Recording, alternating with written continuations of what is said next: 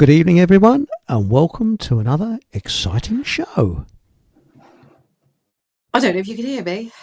Yes, no, we can't hear. And tonight, our special guest is Shelley Tasker from the land of what is it now? All kinds of weird things. Now, those of you that are observant will notice that I'm in a different location. Well, I'm in the same location, but on a different camera. And the reason why is I'm on a different computer because my other computer decided to go tits up 10 minutes before going live. So, Always the way. yes, right. So I've warned it. I've warned it once, and it's out the window. It might be, So there we go. Yeah, little threatening behaviour.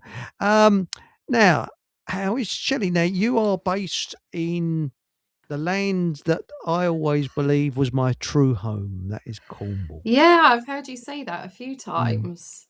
Yes, Yeah. and when I was a kid, I used to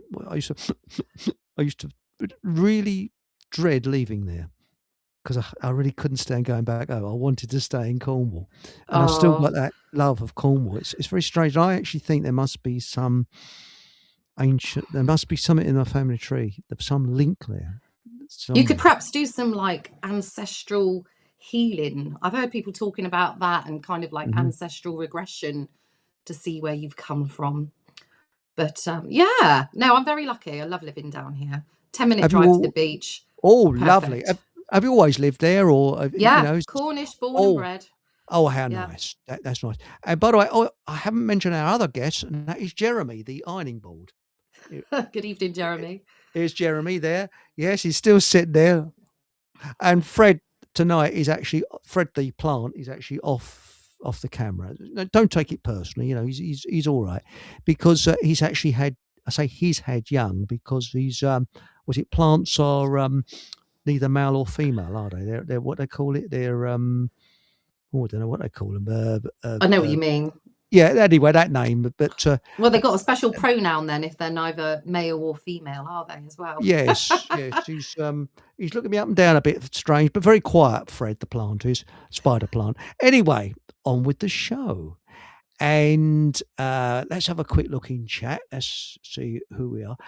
Asperger's. Oh, hang on, Aunt Sally. Good evening, folks. Aunt Sally is the first in the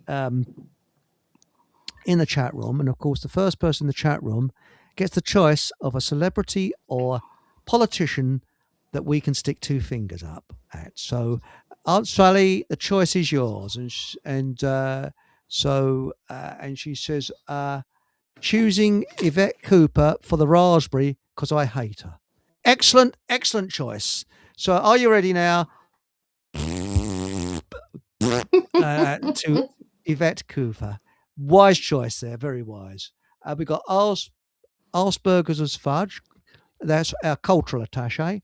Good evening, fair folk of the Shire. We got Sue Sparkle. Hello, Sue. Happy days are here again. Oh, that's good. We got Mark Anthony. Don't mention anything about Cleopatra. And we got Orwellian 88. Evening all. Rare occasion I can catch a live. Can you really? I do hope it's curable. Marnie had that, and she got ointment for it. And Blu-ray 1444. Hi everyone. So there we go. It's all in chat. So we've got all that over with. And the other thing is got some very sad news. One of my heroes has passed off this earth. Can you guess who it is? No. You frozen or I frozen? Are you okay? Sorry, you're back again. Yeah.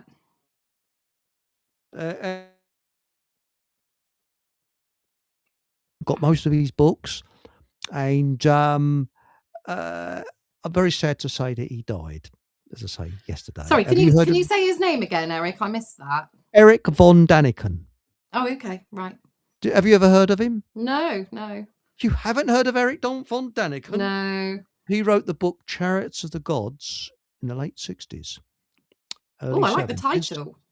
And he also did one, Was God an Astronaut? And he was the Okay. person who first thought that maybe there was advanced cultures before us, and whether ET landed on Earth. and he was the first one that stirred up a load of what's name about it. Very good. Some of his things are a little bit way out, but he was right in there. He was years before David Icke, you know. And now we're going. There's a lot in chat about Yvette Cooper. Jojo Gizmo says Yvette Cooper looks like E.T. I wish she'd go home.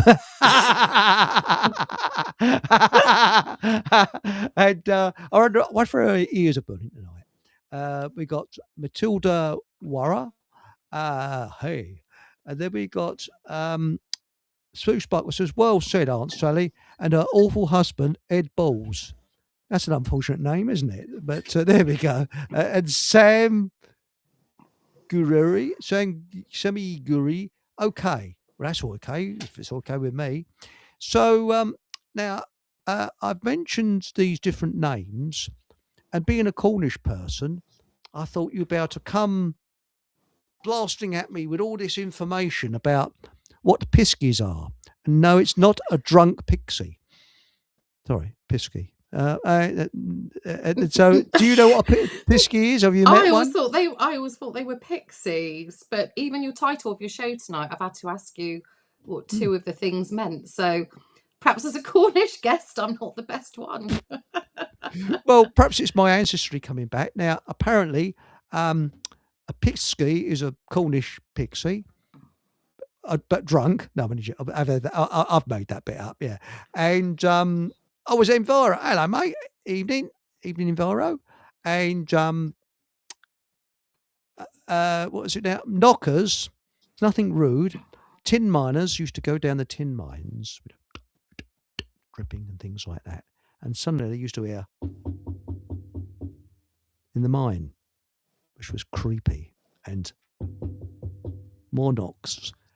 And sometimes these knocks were playful, sometimes they helped them out, sometimes they didn't. And it was quite a superstition of the knockers. Can you imagine being down a dark tin mine as of like... Well, I couldn't think of anything worse. Yeah. Yes. And someone gets their knockers out. Sorry, I mean, then there's knockers down there. And now the... whatever the bleeding hell that is, that's a monster that's often seen in Falmouth. I've not seen it. Not yet. No. Now we got here. Mark Anthony says, "What is it now? I didn't know you were born in Cornwall, Shelley. You disguise your accent very well." I had this conversation the other week. Actually, it's like, do we all have a bit of a radio voice? I mean, I am probably using my telephone voice, but I haven't really got a broad Cornish accent. Apparently, it's when you say what or where, I don't know, but I've got my best manners on. Well, people, you see, some people say I've got a Hertfordshire accent, but some people say it's Cockney. I don't know. It sounds I think you're a bit Cockney, yeah. Bit Cockney, mate. Like, you know, Cockney. I listened to some of his conferences. Was at Ed Balls. Weird gentleman, but it's understandable. Understandable. Reality is strange. Yes. Now, tell Paul Soapbox is dead air. Yeah, he said there's a technical problem with Soapbox tonight, and it will be sent through. I think it was. Thanks, Patrick. He said it'll be sent through somewhere. Where's it going to be sent through? It's going to be sent through YouTube. I don't know. So. I mean, I'm winging it all the way. I've had to move my computer from the lounge into the dining room because of the storm last week. We still haven't got internet, so I'm quite close to the wall next door, and I'm using that internet. Shh, don't tell her. Don't tell her. Oh, wow. I had to go in there ages ago, and I was like, I haven't got any Wi-Fi, so she gave me a password and everything. And of course, fortunately, it was all saved on my phone. So the last 3 days, we've literally been winging their Wi-Fi. No. I'll be straight with you. I had nothing but trouble with my internet, and I went over to a SIM one, where you get your own router, and you put a SIM in it. And you don't have a cable coming into your house. I haven't got a landline phone, and it's the best thing I ever did. And, you know, oh, by the way, Paul English just come through and he says, sound is fine. So that's good. Thanks, mate. And yeah, that's the very weird thing. Um, I had We're nothing but all trouble. we're all And quite reliant on it though, aren't we? When mm, this all kicked in, when was it? Thursday, Friday? It was Thursday, wasn't it? And I yes, said to my son, the lights were flashing, and I said, it's likely we're going to be without internet. His face, I wish I took a photo. really.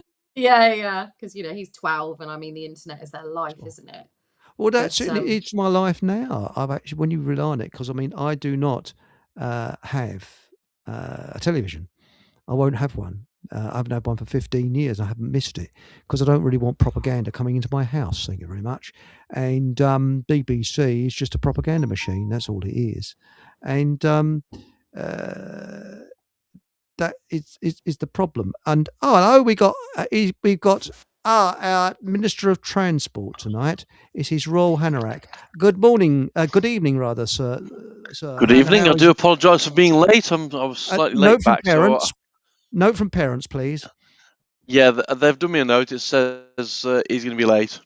Ah, excellent. That's what we need. Now we've got Shelley Tasker. Shelley, this is well, it's actually his name's Paul, and I'm going to change my name to Paul because we've got loads of Pauls. So there's no problems there. Now so I Shelley feel like Tasker. I know him because I listen in quite regularly. So yeah.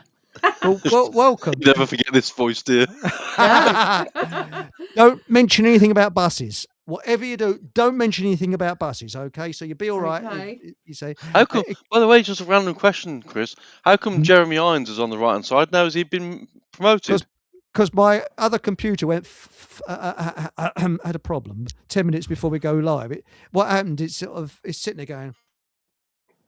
I was tapping and I thought, It said no. so I'm using the other ones. So it can get balls up big time now. Now, Shelley, what would you? I mean, we've got Al. He's our Cornwall ambassador. What do you want to be? Because everybody's got to have most people have a Ponzi title. Yeah. Oh, crikey. I don't know. You choose for me. I am the What's your worst person in the speciality, world. Shelley? Sorry? You, what, What's your speciality? Crikey. What's my speciality? I'm a photographer. That's what I do. there I we like go. talking. That Paparazzi. could be. That's it. The The Fockham paparazzi. Royal photographer. How about that? I love it. Yeah. Exclusive. Yeah. And that propaganda. What about propaganda photographer? Yes. Paparazzi propaganda Yes, photographer. because we've actually got Minister of Propaganda. That's Nathan. You will believe what we tell you. But no, actually, with Cornwall, I mean, Cornwall is an island, isn't it? Really, apart from a bridge going across, because it's divided from England by a river. And when the Romans invaded, most of the English went to Cornwall, and the Romans never really fully occupied Cornwall, did they? They couldn't fully. I don't think so. My history isn't the best. And I will warn you now, I am highly menopausal and I have horrendous brain fog about anything. You could ask me my name in a minute and I might forget. Well, So I I actually. hope I don't come across too thick. Oh no! I'm like that most of the time. But I'll tell you something. I buy these rice cakes, which has got rice and sea salt in it. And silly, so you say menopausal. I think I might be as well. I walked in to the shop today, bought 2 rice cakes, thought nothing of it, came home, and they're the ones with all the blooming chemicals in. So I've got to take them back tomorrow. With all the this, that, and the other. Oh, hang on. Here he is. He's Minister of Propaganda standing by. You will do as I tell you, and you will be happy. There he is. Good Ooh. evening, Nathan. There we go. But isn't Cornwall classified actually as a different country rather than just an island? I'm sure it's a different country altogether. Cornwall.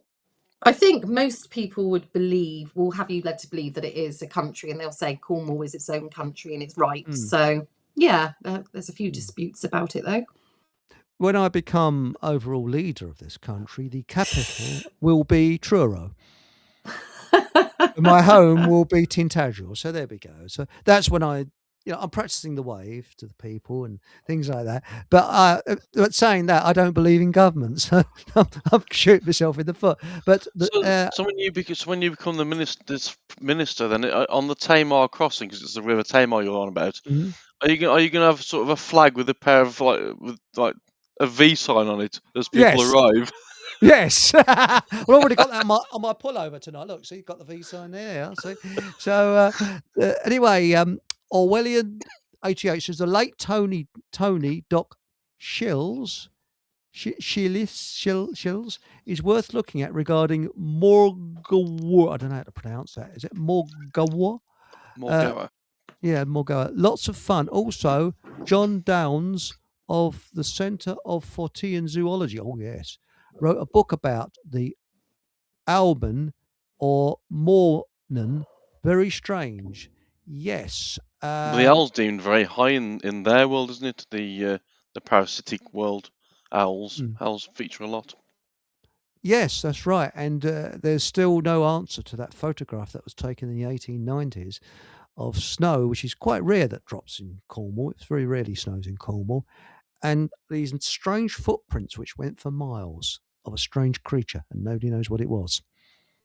Did they end up at 10 Downing Street? 'Cause it may have been Keir Starmer.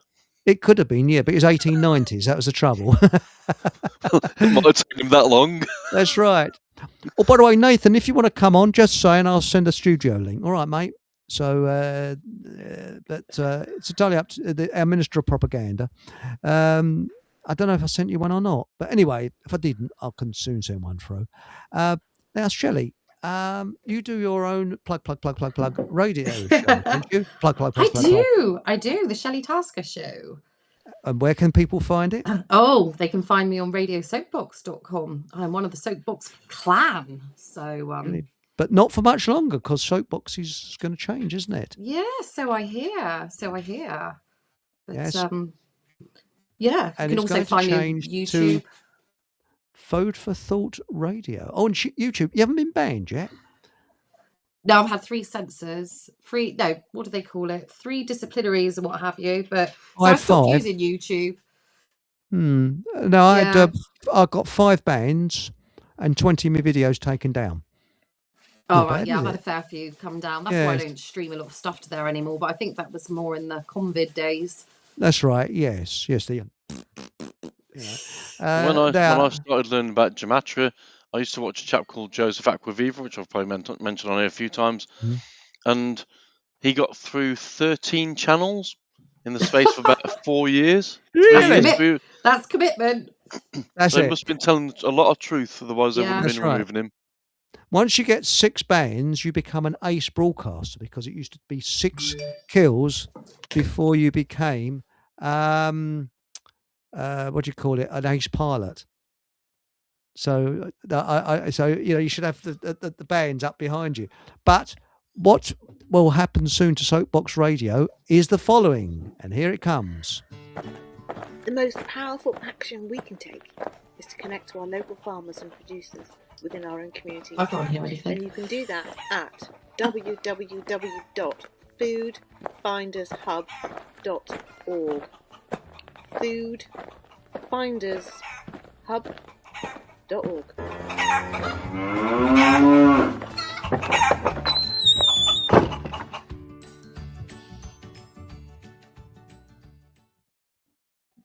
Did you hear that?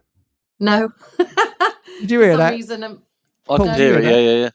Yeah. There's a few chickens on there. Yes, and that noise was not the results of Brussels sprouts. It was a cow mooing. So I just thought I'd clear that up before we go any further. I'll try that excuse at work tomorrow then. I'm a big stink round where I live. Now, Shelley, when did you first start broadcasting? Was it something you got up in the morning and thought, I think I'll become a broadcaster today? Was it? No, my dad was a big, well, not big, well, he was in the truth movement, bless him. Graham Hart. Oh, he yes. was broadcasting, and I always wanted to do it. I tend to take after my dad a lot, musically, attitude, everything like that. A lot. We're very alike, actually. So when we got to the whole COVID era, he sorted me out, and we hosted on Cornwall Revolution Radio weekly, and that's where it all started. Excellent. And of course, your dad wrote an interesting tune which we're not allowed to talk about because it was so naughty. He went to a certain hotel for it, didn't he? He did. He went And on holiday for 18 months. really, it's That's what I thought told my crime. son. Yes, Yeah, it's it's a thought thought crime. crime. Yes. Yeah, And and 8 counts of speech. 8 counts of hate speech. oh, hate speech. Because they really do Yeah. hate speech, don't they, these people? They really hate people talking and things because, as the old saying, censorship is the last bastion of tyrants. It's true. hmm As you said, my attitude is you should be able.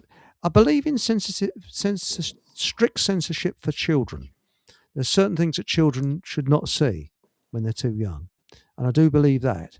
But anything else, you should be able to say whatever you want. I mean, what's your feelings about that? I mean, children are being told things that they shouldn't know about at an early age. What's your feelings? I try to monitor that the best I can. Like, we have time limits and stuff on YouTube. And my son is very well, he's not vaccinated or anything, and he knows where he Excellent. stands with that. He can speak up for himself, but I just always tell him, question everything. He'll show me things and I'll say, Piran, that's not true. That's been made up. That's the problem. They are at such an impressionable age. Yes. And I think I've protected him more than the others because I've got 2 older children, 28 and 26, and they don't look knew old about the enough. internet. They knew what YouTube was and everything before I was. We couldn't monitor it, Yeah.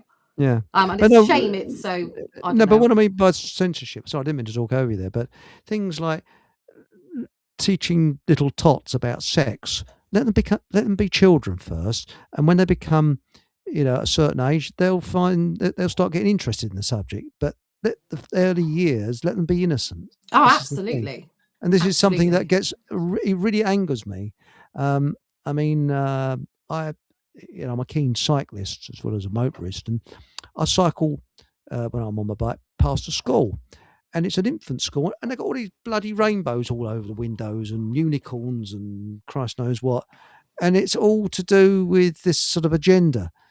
And when children are very young, they don't need to know these. They're sorts of so things. they're so impressionable. And today, I mean, my son's got a different girlfriend every day. He's only just 12.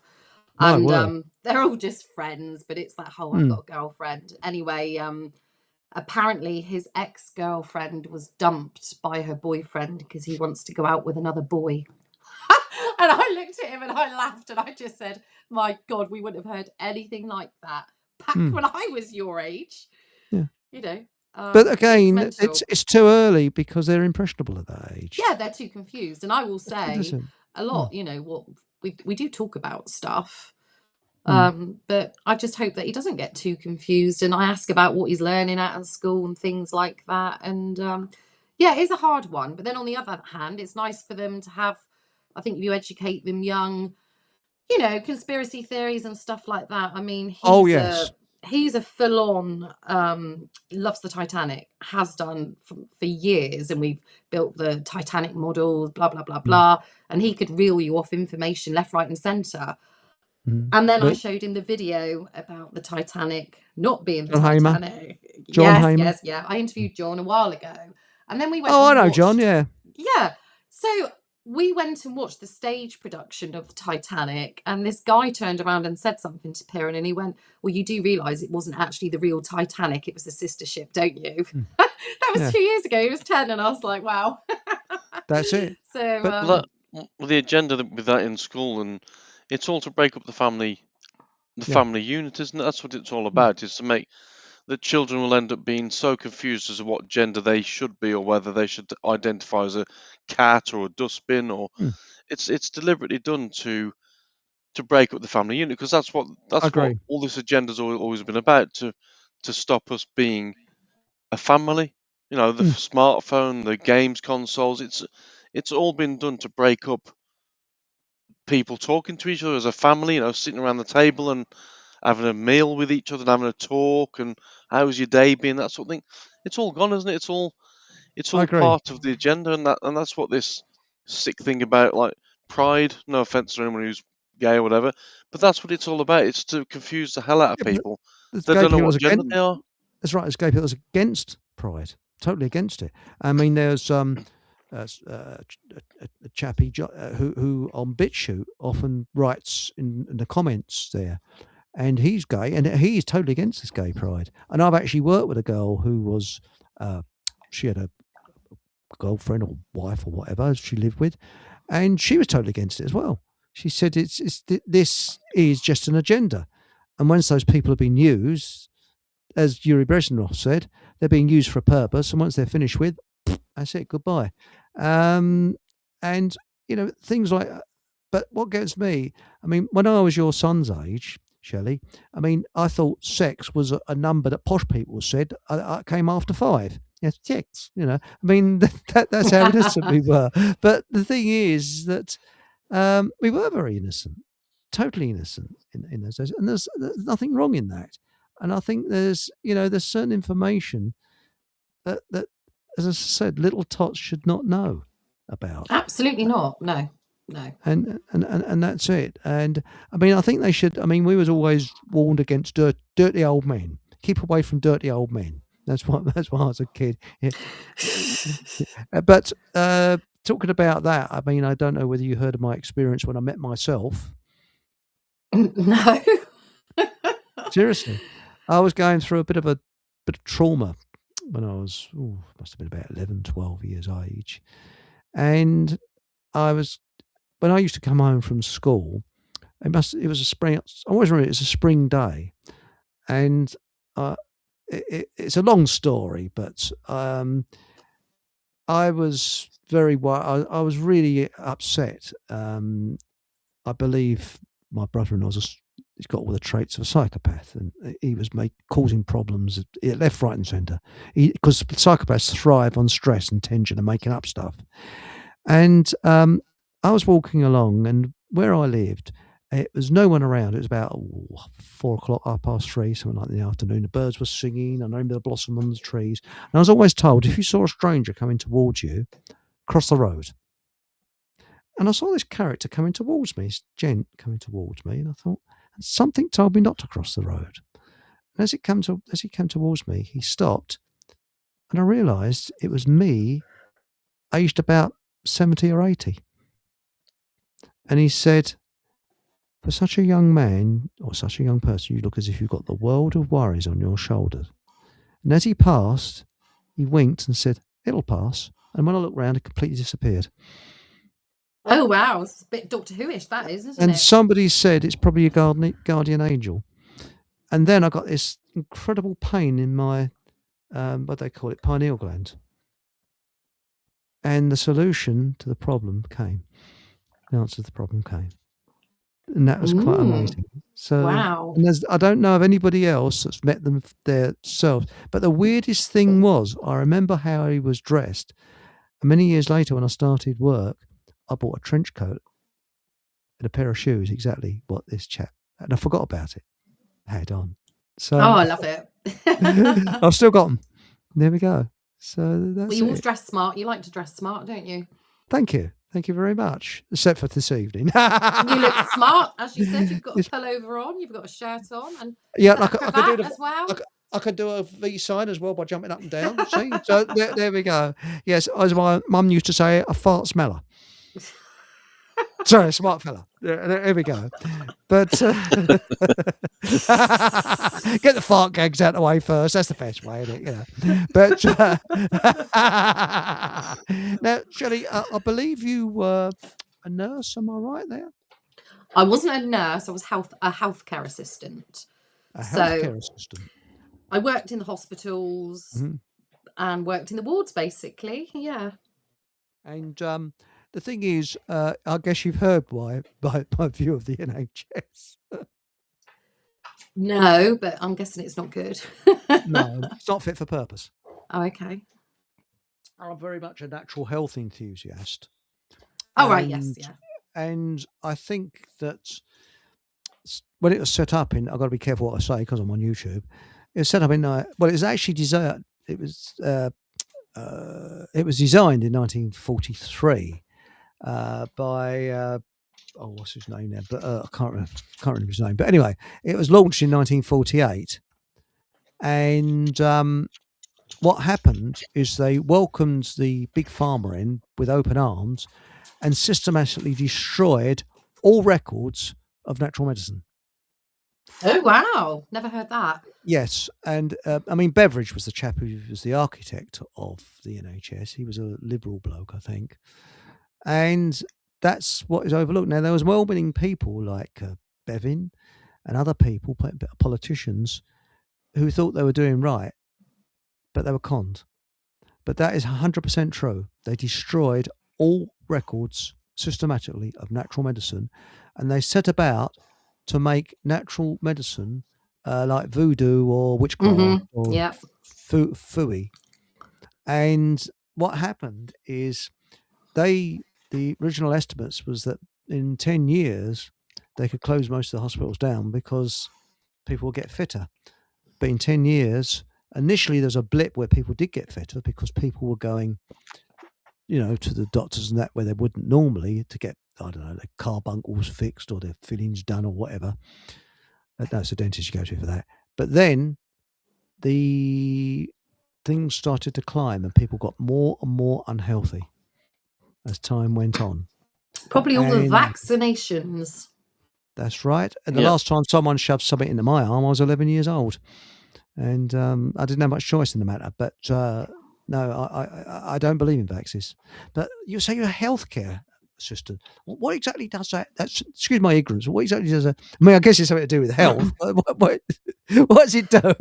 We're basically carers. We would help get breakfast, wash them, dress them, empty the commode, shower them, look after them. Yeah, that sounds right. I mean, I was a carer. It wasn't always pleasant.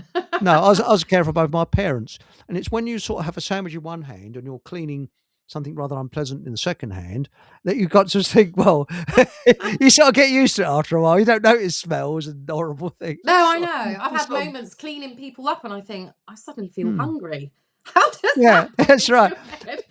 Shoot. I mean, that reminds me of the time where I used to work. You see, and right, you're in for more fart jokes. You're right. I think I have to be, don't I? Yeah, I think you have to be. Yeah. Well, this is true, 100% true. You see, we walked. There's a bloke. I mean, how can I put it politely? It sounded as if something crawled up his backside and died. I mean, it smelled like that. I mean, it used to go into the loo, and even flies were on their back. That's how bad it was. So, and the worst thing is, if you was in there washing your hands, he used to dive out without washing his hands, and people would think it's you. That was the thing. So I was in there washing my hands, and the worst scenario happened. He dived out, trap number one, straight out the exit. And there's a chap we call Bubble and Squeak Greek. He was a Greek Cypriot that was born in this country. That right old Cockney accent. And he opened the door and said, "Bloody hell." So I said, the smell of home cooking, just like a mama used to make. And he always collapsed with laughter. But can I lower the tone as well, just briefly then, Chris? Certainly. I ended up at Wolverhampton bus station one day, and I'm dying for a piss. I'll go and make use of the cars. There's some bloke in there. He said, "Coy, it fucking stinks. It absolutely stinks in here." And I said, "But ain't gonna smell of roses in here, is it?" And some bloke outside bursts out laughing. Sorry, I shouldn't have sworn then. I do apologise. That's all right. I mean, can you imagine if crap smelled like perfume? You'd have something like "You get the poo from the Paris." Eau de toilette. Eau de toilette. Oh, darling, you smell so beautiful tonight. Yes, I crapped myself before we left. So I'm laughing. But no, sorry, we're getting all the fart groats out of the way. But no, seriously, being a carer, I mean, you did it out of choice. I did it. I was conscripted. I was a conscripted chair. I'm not a carer by nature, but I had to do it because I didn't want my parents to fall into the hands of bloody NHS. Yeah. Eventually, Just don't you think that I was saying this to anyone because I had to go and pop. I've got to close my mum's flat down at some point. Oh, I'm sorry about that. But a lot of the people that end up in these places I always think of sort of on the back of what Big Pharma have basically done to them, if you like, so through years of medication. That you think, well, if people all lived healthily and looked after themselves, we wouldn't need them, would we? Because That's right. they'd have all their competent, they'd have all their faculties, everything would work. And it's only because of what the Big Pharma do to us that we end up in places like that, and it's really sad, really, in that respect. Well, that's right. And I think you're right. I mean, the amount of illness. I mean, I still believe that people lived longer in the late 60s and early 70s than they do now. I'm positive they did, because it was really common for people to live well over 100, and we should do. Quite Yeah, happily. my nan only died a couple of years ago at 99 years old, and she still had all her faculties. It was only really the last 3-4 weeks that she went downhill, but we think, well, she never really worked. She was a housewife. She ate good food.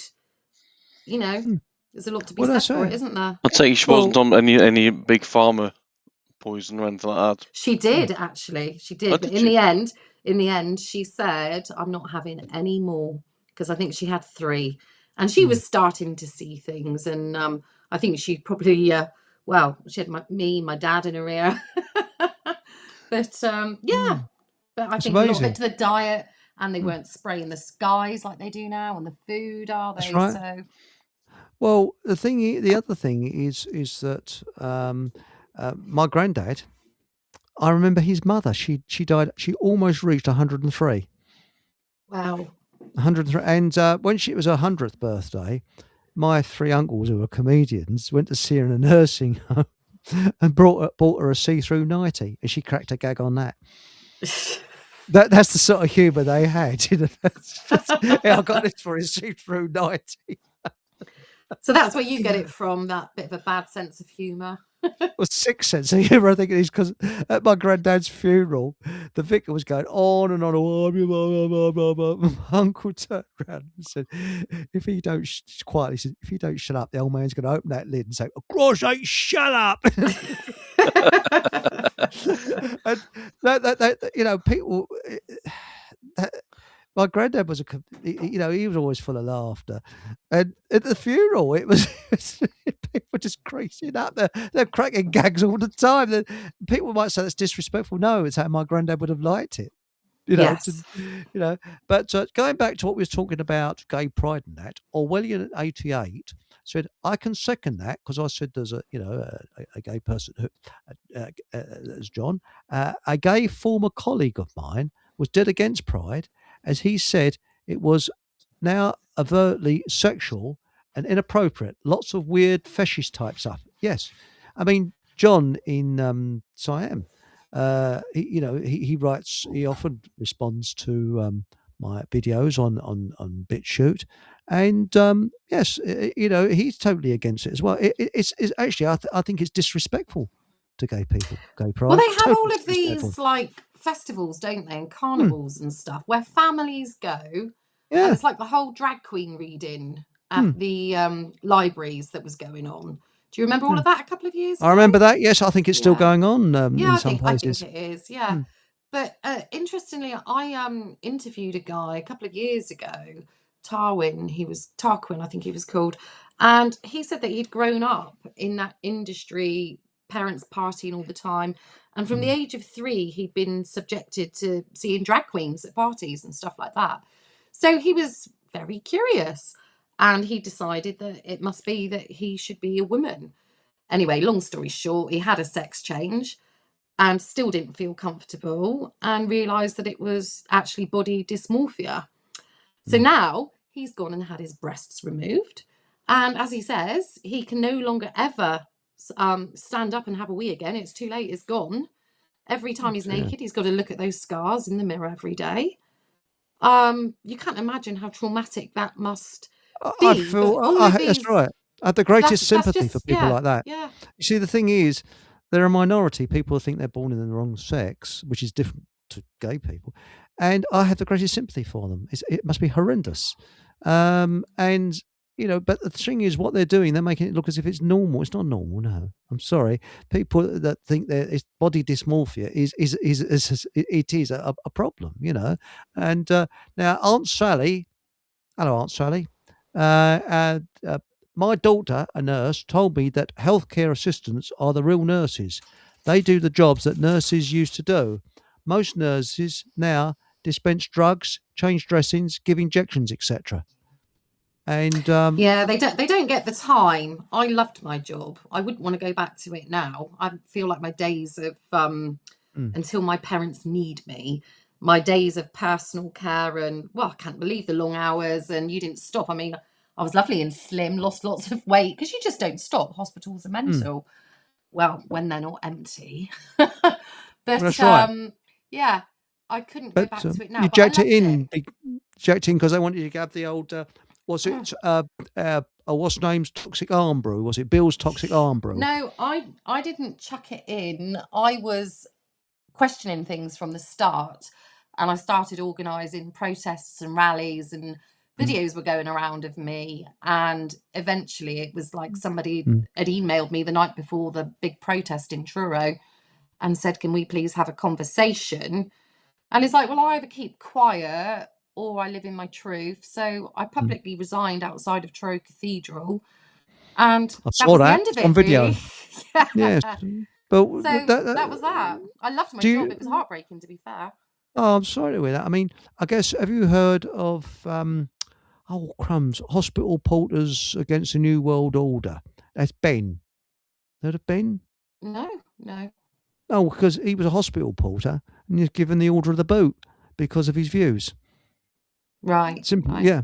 Well, they And told me I could have my views, but not obviously. I shared confidential information, so I didn't even bother replying to the email, basically.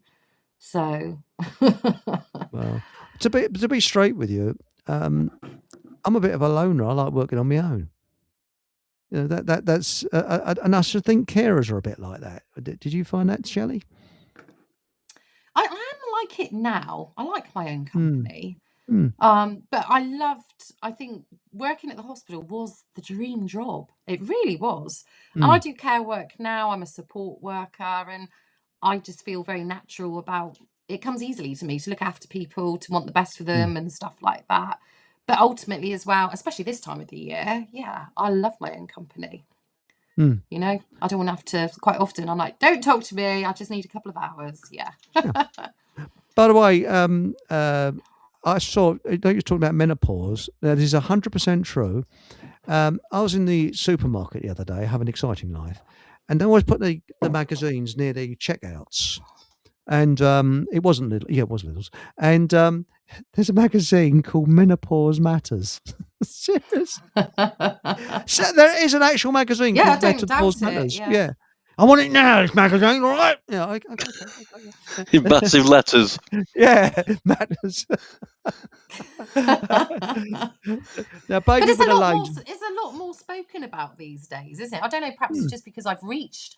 Well, I'm another year, another month or so. I'll be 49. But I suppose our generation. That's women. That's the sort of thing we kind of talk about because that's what hmm, we've had our families, and that's the next hmm, stage. But I wonder if it's like progression. I mean, as much as I hate the pride stuff and things like that, the whole gay stuff. I mean, years ago, I mean, how many people are still being tormented emotionally and stuff because of the abuse they suffered for being hmm, gay? hmm. Back in the day when it was illegal, when it's not Yeah. actually that long ago. No, And 60s. now, yeah, exactly. Hmm, So it's not long. There's people that have suffered from having to keep things quiet, and there's still people that hmm, don't want to share. There's a big coming out thing, isn't there? hmm, And I think the problem is, I mean, yeah, you've got lesbians, you've got gays, I think you've got bisexuals, and I do believe you've got the odd person out there that is trapped in the wrong body. But hmm. all of this, they, them, sorry, no. Yeah, but it's pigeonholing everybody because we're humans, and I think it's respect. Your respect for people. I mean, let's put it this way: we all have to go to the bathroom from time to time to relieve ourselves, but we don't go into explicit details about it. Just say, "Well, You just don't got to need go to piss know, a fag." no. You don't really need to know No. what people get up to, providing with consenting adults behind closed doors, I couldn't give a shit. I don't really want to know. That's it. Full stop. End of. I don't No. want to know. No, I And don't. that's it. And I think that,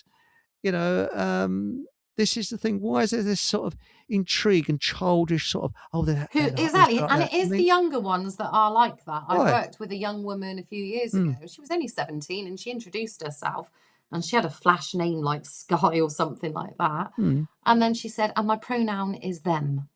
And I just went, oh, okay. I thought never in my life has somebody introduced themselves with their pronoun. And then when I went to Specsavers with a client a couple of years ago, there was a man with a woman's name, but had under it pronoun they. Well, we don't have as a woman, I don't have my name and pronoun woman. It's just, why do they feel that they have to do that? Well, Baby with the Lasers said it's all just attention seeking. Yeah, I think it is. I think he's right. I think he's absolutely. And he did say, was it? I know a few medics in various disciplines. They all circle the wagons and toe the party line when they get questioned on stuff. Yes, they'll do that. But that's right. It's putting you into pigeonholes. Now, what pigeonhole could you put me into where I think I'm living in the wrong county? I mean, there must be some sort of name for that, where I feel that I should be Cornish, but I'm not. Yeah, I'm but from Hertfordshire. but I'm in Hertfordshire. yeah, but So, Chris, so you could always say that you identify as a Cornish individual, but you just Yes. live in Exactly. Hertfordshire. yes, that's a good idea. I identify as a Cornishman, even though You I'm in can Hertfordshire. identify as what you like, can't you? Ah, So Fockham Hall is Cornwall. Even though Maybe it's in Hertfordshire. could you swap your mug for a pot of clotted cream in the corner there? You could do, yes. Or hang on, Jojo Gizmo said, I identify as Morgawr, whatever bleeding name it is. Well, somebody did that down here. With the bins, the wheelie bins, and somebody put on one of their grey normal bins saying, I identify as a recycling bin. oh, that is good. Genius. That's a good one, that is. It's just, my mate has schizophrenia. This is Baby the Laser. Even he doesn't demand we call him, them, explain that, laugh out loud. Yeah. Well, here's a question for you then. So if you drive into London, you got all this ULEZ crap. If you drove down there in an ancient Land Rover, for example, but put a sign that says on the back of it that says "I identify as an electric car," would you be exempt? That's a good point, that is. Try it. Because in theory, Well, my push bike identifies as a Harley Davidson motorcycle. and it makes it, if I have some Brussels sprouts, it makes a noise like a Harley Davidson motorcycle with a blown exhaust. bit of extra power up the hills, you need that sometimes. But Aunt Sally But says, perhaps if it makes if it makes you feel better, perhaps we should all be like identifying like that. When I get in my car tomorrow, I should pretend it's a Ferrari. And if it's in my head and I identify it as a Ferrari, perhaps I'll get the feeling of it as well. So perhaps there's some positives. And Aunt Sally says it's not just attention seeking, it also gives them power over you to make you say things that go against their very nature. It's spot on, Aunt Sally. Spot on. To get you in trouble. Yes. Well, that respect, then I better and not. she went on to say a form of passive aggressive bullying. Yes. Well, I guess in that respect, I better not identify as Transport for Wales Railway Service because I won't actually make it to my destination if that's the case. I'll turn back halfway. I like Baby Little Laser says, like the Pillocks who put Jedi in the religion section of the census. Attention seeking. Yes, I won't say that word, but people. But yeah, you're right. I mean, it is attention seeking, putting you into little categories. You're this, you're that, you're far right, far left, you're this. Labels. What are labels? What about a person that doesn't believe in government, such as me?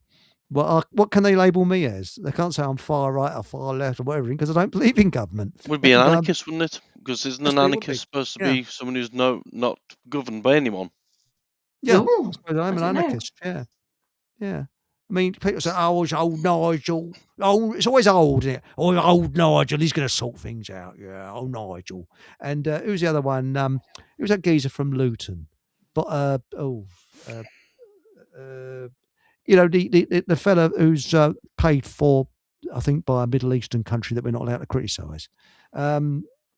Because you notice it's warming up a bit in Iran now, which I'm a bit worried about, because the dates that I buy in where is it now, Grape Tree, are from Iran. They're bleeding tasty. So that means if there's a war with Iran, well, I'm about to get those dates. God, you better stockpile. I better stockpile them. Yeah. You- Third you world need- you- problems.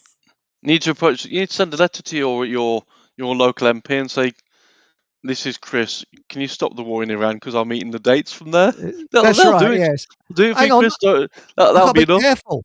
I might be arrested for hate food, because I'm eating dates from an enemy country. Oh, hang on. Mark Anthony says Tommy Trousers. That's the man. Yes, Tommy Trousers. Well, Yes. did you see that on the news that some woman got arrested for feeding pigeons? Yes. If they took that to court, how would they get the pigeons in there to testify and confirm that's what she was doing? That's a good one, isn't it? Yes. Now, Sue Sparkle says an old Land Rover is already exempt due to age. I identify as a sparkler. Laugh out loud. Tommy Trousers. Yes. That's Sue Sparkle. But my car, hopefully, you see, this is a bit sad, you see. I've got a 1989 Carina Executive, which there's only about 4 in the country, quite a rare car, and it's a classic. And hopefully, a couple of years' time, I won't have to pay tax for it. So keep your fingers crossed on that. Bonus. But do you think I need counselling because of this? I mean, keep this between yourself. Don't tell anybody else. All right. I've also got a smart car. I know. And when you phone up for insurance, they say, "Hey, Bert, there's a geezer here with a smart car. Excuse me, sir, have you had a history of mental illness?" That type of thing. But They're getting rare now, though, Chris. It's probably worth 50 pence or something now, easily. Well, precisely. I mean, let's put it this way: 599 cc's of raw throbbing power. Actually, it's like a motorbike with a car body. I mean, it can beat a Ferrari off at the traffic lights for about 3 milliseconds. And Sue Sparkle says Tommy Trousers Robinson, Chris. That's it. Yes, Tommy Trousers. Yes. But you see, the thing is that cars, they're bland now, aren't they? I mean, why can't we have cars like Steve McQueen drove in Bullet? I mean, that's what you call a car. That Ford Mustang was there. V8 engine. I mean, electric cars, I mean, they're boring, aren't they? Everything is getting boring, Shelley. Oh yeah, you can't make it fun, can you? I mean, my eldest, he's really into bike riding and car riding, fast cars, and he was saving up for his dream car. And then he said, "What's the point? I'd have to hire somewhere just to drive it fast." Well, that's right. That's just why I like push bikes. You can go like a bat out of hell, and you can't get done for speeding on a push bike. Do you know that? So I go flying along on a 20-mile-an-hour limit, and where there's a traffic jam, and I go straight down the bus lane, which I'm allowed to do. It's quite legal, and with a sort of a smug grin on my face, going. Before I fall arse over tit off of it. Yeah, sorry. It's not just the looks, though, is it? It's also the sounds as well, and obviously, I like my railways, and even now when I go down to the Severn Valley, they'll stick some old diesels out, and you'll have an enthusiastic driver who'll come up towards Bewdley Tunnel, literally knock it down to like 5 miles an hour, and then just open the locomotive, and you think, "Oh, this is just magic." I can't. You're alive for even if it's just 10 seconds through that tunnel. You're alive. I'll tell you what, I agree. we're being taken away from this. It's nice to actually be part of it, and yeah, it's magic. I agree with you. Also, there's something about, I mean, there's a bloke I used to work with. He used to drive a Trans Am. He imported it from Canada because he worked in Canada a long time. He brought it home with him, and it was a left-hand drive. And this thing, when it started out, it was all, you can almost hear the petrol being sucked up in it, but it used to actually vibrate through your feet, through the floor. This sort of, I think it was, I'm not sure if it was a V8 or a V16. Bloody hell, it went like a bat out of hell. I mean, this was really something. You could hear it sort of gurgling. If you drove behind it, you get this. It's a beautiful car. And all the Little old boys. chrome bits and pieces, like you look at the old 60s and 70s US, like movies in the US, and Oh all yeah, the cars looked the part, didn't they? It wasn't yeah. just a piece of metal; it was actually designed to look the part. Work of And art. yeah, it's Steam if it's engines all, are a work of art, and that's why I like steam engines and pocket watches. Yeah, sorry, Paul. I actually had a friend, and you know what? You said a joke about steam engines the other week, and I thought, oh, I had a, you'll probably remember when I say it now, but when I was 13, one of my friends in my class, he was a steam engine fanatic, and sadly, he was working under a steam engine, and it just landed on him, killed him instantly. Poor man. Yeah, Wow. horrendous. He was just, he knew everything about steam engines. But you cracked a gag about it the other day. But Oh, the that's the chuffed to thing. bits one. I don't know if I was like, whoa. But I love a bad joke. A badly timed one. Well, it wasn't recent. It was years ago. But I mean, I was just like, oh, what's the chance of you knowing somebody that knew somebody that so tragically died? But I'm hey, sorry. one of those things. Well, I worked with a bloke who was a balloon pilot, and many years later, when I first started work, I heard the poor sod had, I think he collided. Something had happened where he collided with an electric pylon. That was it. That was his end. Oh God. It's very dangerous balloon piloting because you have to go where the gusts of wind take you. And but you don't see so many balloons now. About 20 years ago, there's loads of them. You could sort of, especially around where I live. But I haven't seen a balloon for ages. Well, I used to know somebody who used to sell party balloons, and at one time he was selling like a pack of 10 for, I don't know, £5. Last year he was selling them for like about £9. I guess that's inflation in it. Really? Oh dear. Oh, Sorry about that. Oh, I like that one. Well, DJ B2 said the second part of the Guilds and Usury scammer video got released last night. Well, thanks for telling us, mate, because I looked at that, and that's plug on my Telegram channel, which no, it's not in my crutch. It's below here in the description.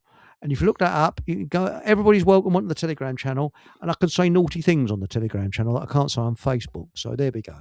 You can also join Facebook if you want, but but Telegram I prefer. That's it. And Mark Anthony said, mod cars have no character. I agree with you there. They all look the same and are just bland. I prefer older cars. Well, my Carina, it's got a moon roof. Now, you don't get that on cars now, do you? Moon roofs. So you press a button and the roof, there's a little square in the roof, and it just goes like that, and it comes open.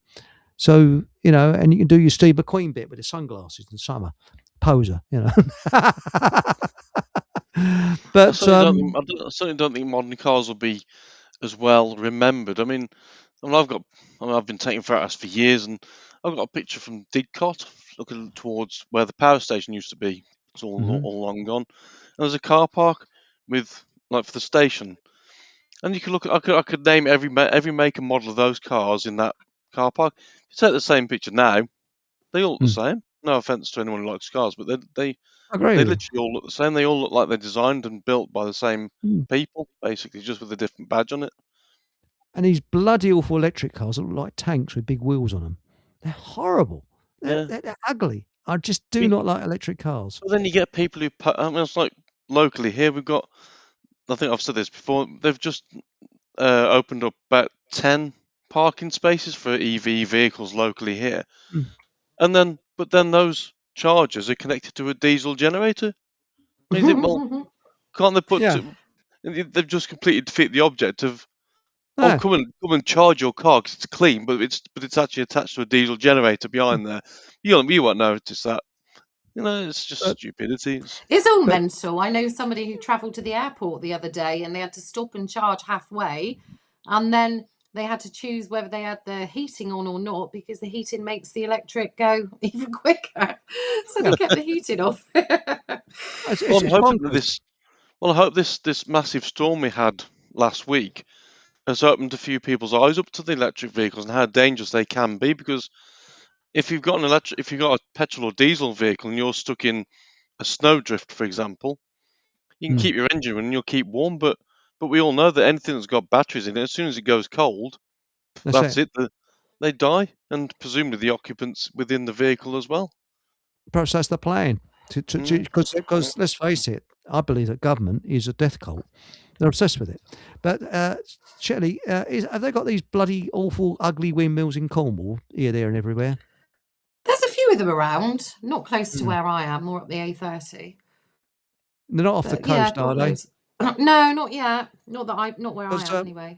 I went to see the bowler hat farmer up in Suffolk, and they got them all over bleeding Suffolk. All these bleeding great windmills, horrible, ugly bleeding things, and they apparently they produce bugger all electricity, and it's a bit like solar. This country doesn't have much sun, and they got solar. They're going to put solar farms up in Scotland. They put the solar farms out there and then block out the sun, which sort of defeats the object, doesn't it?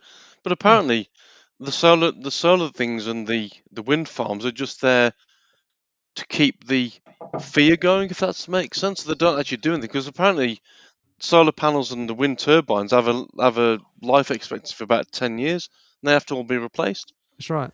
And like with the wind farms, they have to turn the wind turbines off when it's windy. Well, that defeats the object. They're not really a wind turbine, then, are they? Because shouldn't that be the opportunity to get them whizzing around fast and generate loads of electricity? It's all bullshit, isn't it? Let's be honest. Well, I've got a solar charger on my car because I take it off the road for 6 months. That's all right there. But with my smart car, that eats batteries alive. So I've got a solar charger on that. And this last 3 days, it's been absolutely useless because it's been so dark. But Baby with the Laser says, they're not electric cars. It's just that the electronics on the smart car, the early ones, used to sort of drain the battery if you don't use it for a couple of days. Is it Ray Starmer trying to send forces to Greenland, banning X, etc., and yet we are still allowing them to land here? Doesn't stack up for me. Yes, I think the best thing what they can do with Greenland is change the name to Epstein Island, and then the Americans won't touch it. I mean, Trump won't mention it at all then, will he? You know? But, and do you think that Epstein's still alive? Because I do. I do, Oh, yeah. yes, of course he is. Yes. But going back to the thing about the wind turbines and stuff, I've said, where's our nearest power station in the UK now? Where are they all? Because as far as I can see, most of our power stations that were the coal-fired ones, at least, have all gone. So I don't know where we get our electricity from, unless the energy comes free, which is what I believe it does. Well, you've got a point there because, I mean, with coal-fired power stations, this country was a world leader in it in the early 80s.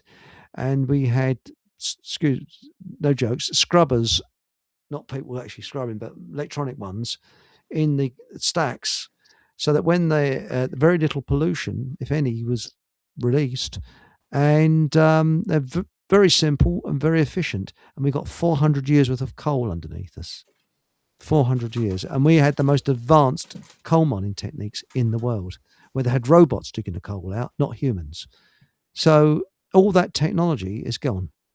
And we'd have to import people who understand coal mining that weren't not as advanced as we were in the early 80s. That's the stupidity of it, you know. I mean, like for you in Cornwall, Shelley, where would your nearest power station be? No, I've got no idea. I was just thinking about that. I was thinking there was never any coal-fired power stations in Cornwall at all, and there weren't any in Devon either that I could think of. Got a good point. I think the nearest one I knew of was, I think it might have been a nuclear power station around by the Weston-super-Mare area, possibly. Other than that, that's right. There's none I around can't where think I of live. one nearby. There isn't one. There isn't one anywhere. In fact, maybe Weston-super-Mare didn't have one. I can't think where your nearest one would be at all. You got a good point. We got the national grid apparently. You've also got Newlyn Datum Point as well, which is where the sea level is measured, isn't it? Which is a standard sea level, Newlyn. But yes, it's really very, very weird.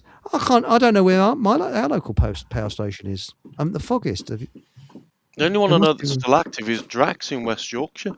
That's the only one I know of. Well, that wouldn't be serving the entire country because it simply wouldn't be enough. You've got a Unless, good of point course, we're there. told a lie, and then the power comes free through the pylons, which is what I believe it does. Well, there is a strange thing. There's some pylons that go along the Lee Valley, and they sort of terminate just beyond Waltham Abbey, and that goes from Hoddesdon to Waltham Abbey, and that's it. Why, I do not know. They go into a big box. Really strange, and it's parallel with the train lines. Very strange. But no, it's an odd one. That one is. But now it says here, Baby Laser said I was reading before that a video is out there with Starmer on Epstein's Island, noncing way before he became Prime Minister. The trouble is you don't know whether it's digital ID. No, what do they call it? AI. AI. That's the trouble. You don't know where. You There's can't a lot trust of anything at the stuff. moment, can you?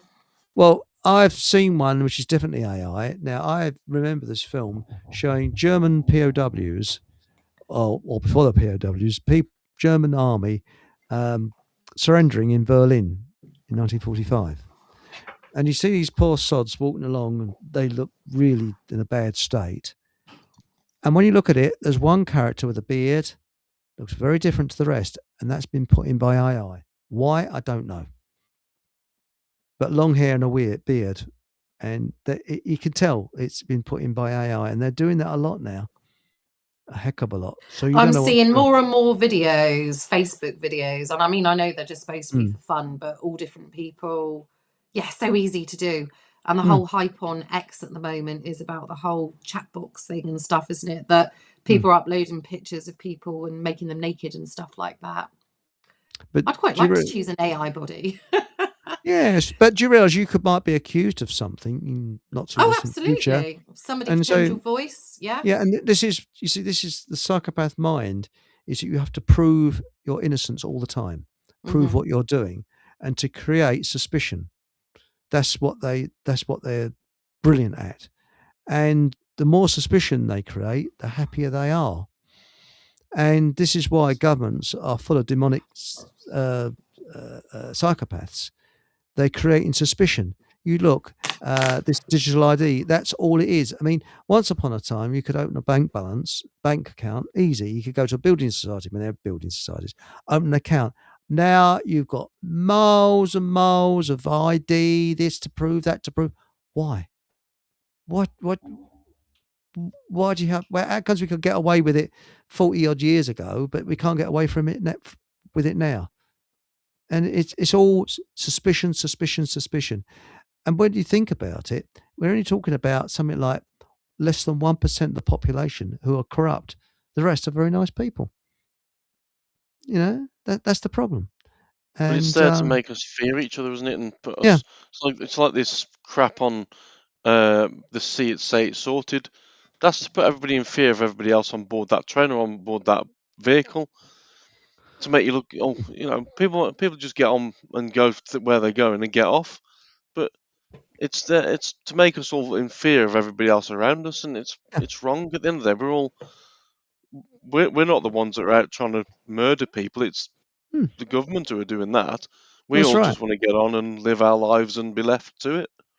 Well, when you think about it, you look at all the societies that didn't have a government, they're the most successful and best.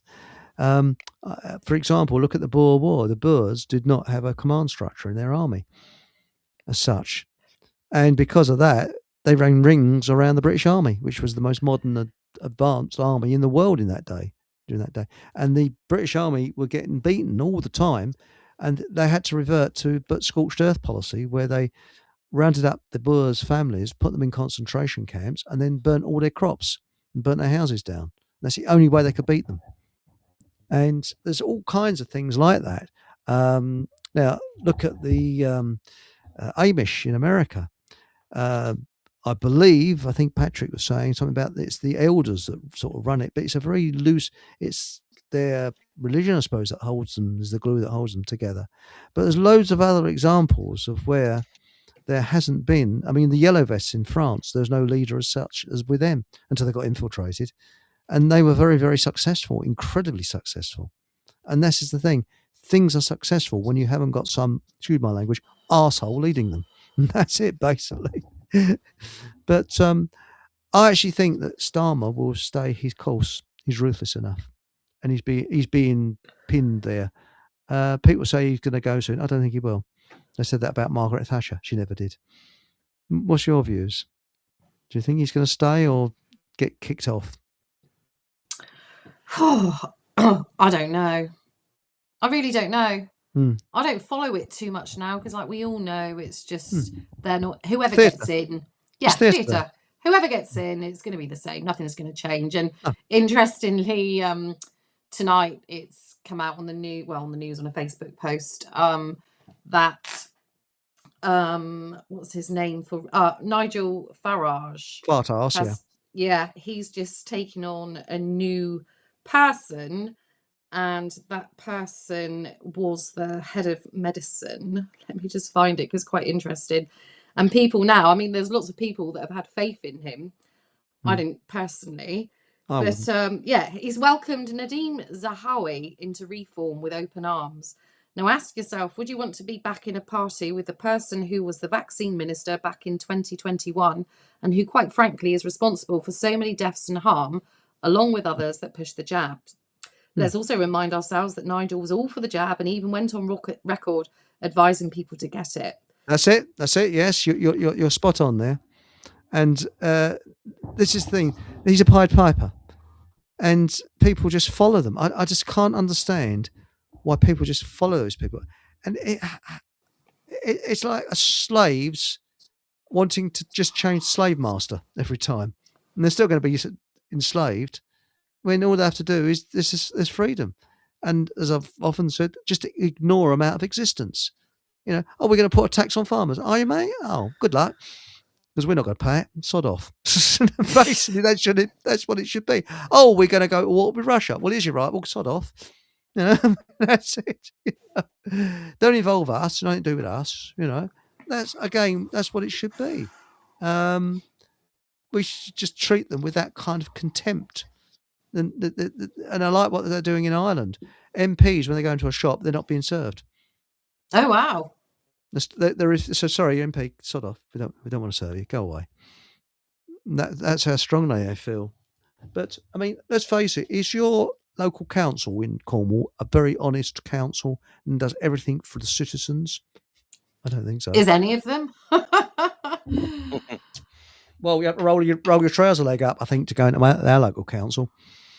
I mean, it's so much of the, shall we say, the old boys brigade that that's about the only way you can get anything through, But I've been to planning meetings where the public are allowed in, and one where there was going to build. Well, they built houses around where I live, and the bloke at the beginning of the meeting said, "Well, this is going to go through anyway, and we're just going through the work. We're just going through the motions." That's what I think is happening with digital. That's what's happening with digital ID. I can't see it being stopped at all. They're already going through the motions. It's already in place in so many places now, and it's up to us not to oblige, so to speak. But online, impossible.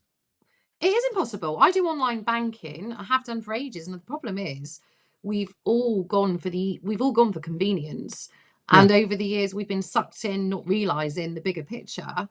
And on my app now, you can turn this part off, but this is with NatWest Bank. It actually said that last month, my carbon footprint was as if I'd travelled from London to Toronto. Now, this was on my app for my banking. So when people say, oh, it's never going to happen, like the centralised banking system linked to it, of course it is. If they're recording things like this already, it won't be long and they'll be, oh, you've had too much meat. That's it. But then the thing is, though, but then that should work in their world as well, because if somebody goes out and buys a television, for example, that'll have travelled on a ship from, I don't know, Bangkok or something like that. So how is what you've done any different than what that TV's done? I mean, do you get what I mean? It'll have been made in a factory in China put on a ship for 3 weeks to fog its way across to the UK, then on a train to some container yard, and then on a truck to get to the depot where you then purchase it from your shop. How's that? Are they going to? Is that going to come into it as well? And so, where if you whatever you purchase is going to be based on the mileage?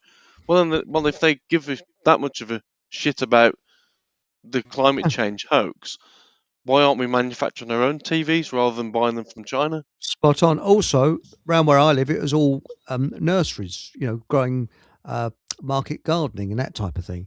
So I walk out my house and you sport for choice. You go out the road, you want to buy some tomatoes or cucumber. The bloke, you go into the nursery, and the bloke will cut it off the vine and say, "Here it is, mate." Put it in a brown paper bag, and there it was, Yeah. grown locally.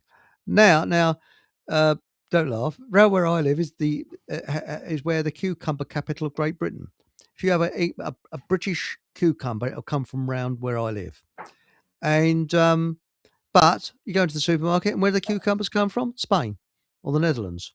So why, when you can grow them locally? It's bonkers. Absolutely loopy. I think a lot of it as well is so that we can have these products all year round.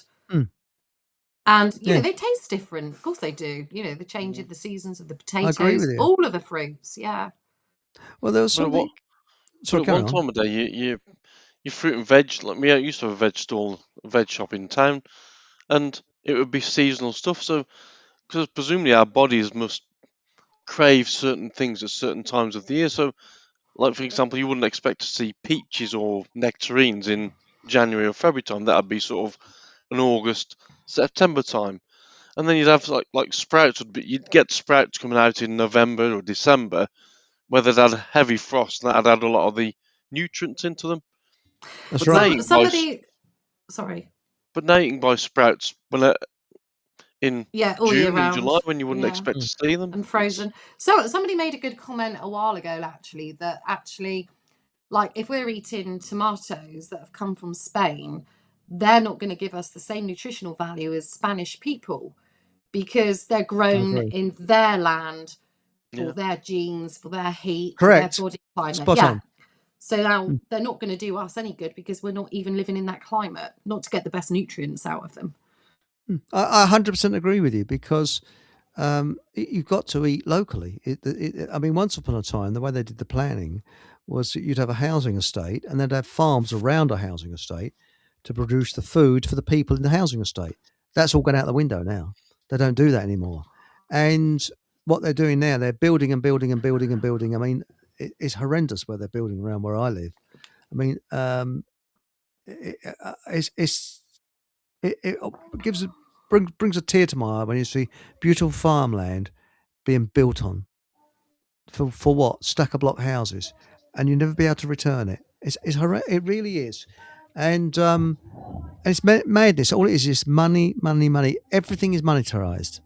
And another thing that gets me is some bozo somewhere at one time thought, "Oh, I got a good idea. Let's charge people for parking." So everywhere you go now, you've got to pay to park. Well, I don't because I find places where I can't. Does that irritate you? Because it bloody irritates me. It really does. Absolutely. I will always try to park on a side street. Sometimes you've just got to be like, if you run in late or what have you, you just have to do it.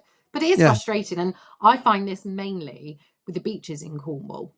You know, you cannot visit the beach and park the car. And there's one beach that we go to a lot, and there was a big area where everybody would park cars. And now there's fencing up, so it's limited parking spaces. And then further on, you think you've got your own little cheeky spot, just like 5 cars are allowed there.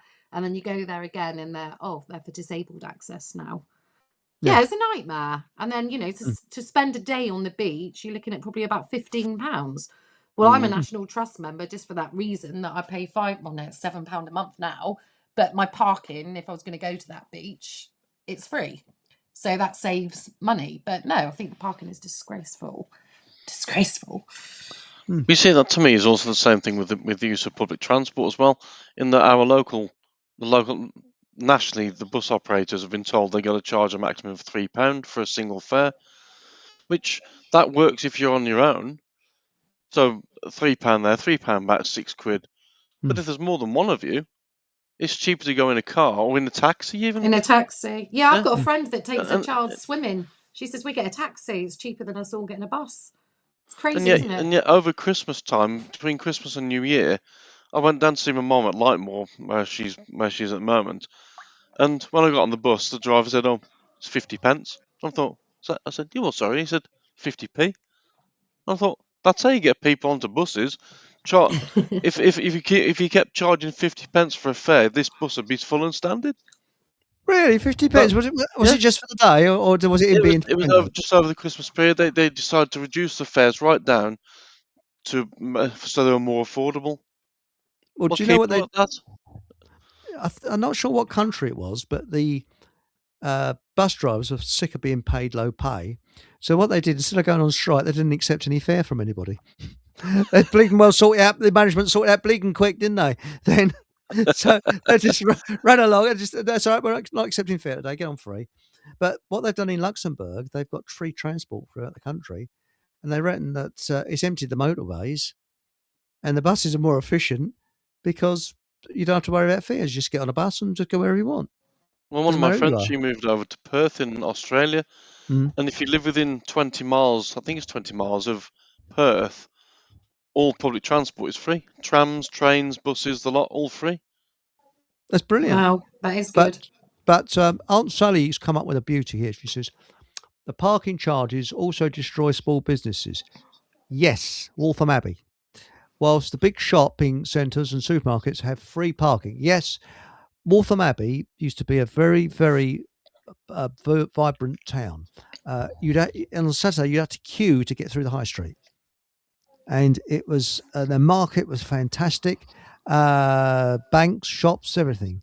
Now it looks like a wet Sunday afternoon every day of the week. And it's mainly charity shops, nail bars, and just boarded up shops. And the local businesses have gone. There's no greengrocers, butchers, and the usual sort of standard ones that you would normally find.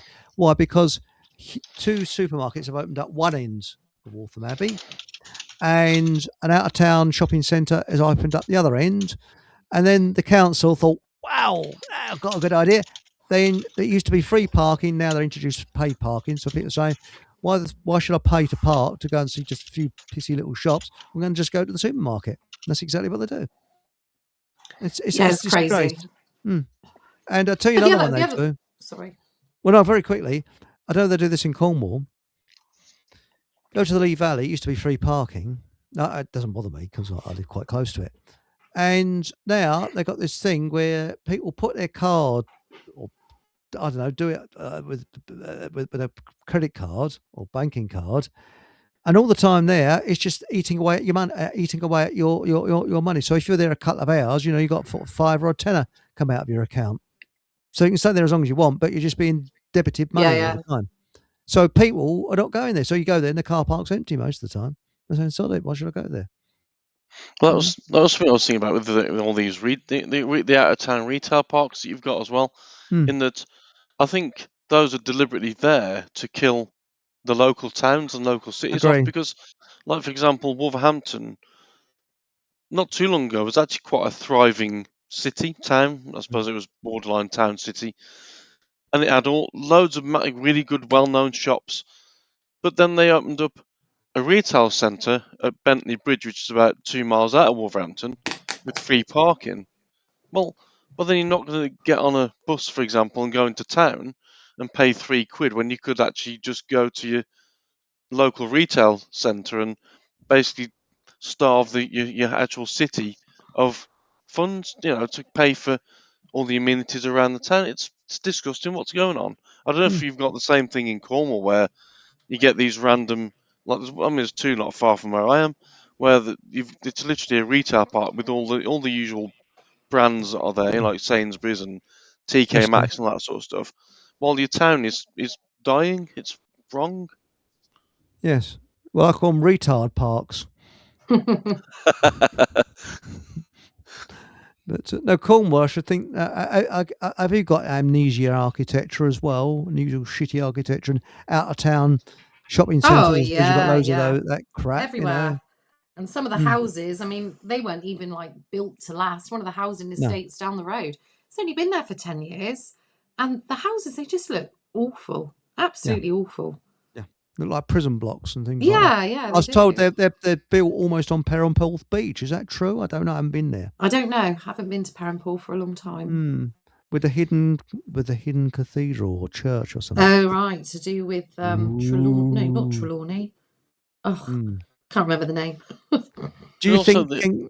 Sorry, carry on, Paul. So, Yeah. and so also with the new build, with the modern houses as well, it's how small the gardens are as well, and how I came into Crewe one day on a train from Sandbach, and they put some brand new houses alongside the line, and it was literally just the gardens. I could probably spit from one end from the back door Yeah. to the other end of the fence. It's that small. Well, there's no opportunity then to grow vegetables, and it's again, it's this whole thing about trying to stop us being independent, and do you know what I mean? I'm being Well, probably being very it's to negative, but you know what I mean. stress people out, live cheek Yeah, by jowl in yeah. ghettos. That's really what they want. I And mean, the cheaply worst. built houses that look like they've come out of a Lego set. They all look the That's same. There's right. no character to them, just like the cars.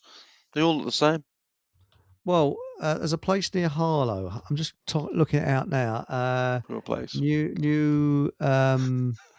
Was it New Village? What was it called now? No, I can't find it here either. But I bought something on eBay, and I'm not that far from Harlow. Drugs capital, I believe, of the southeast.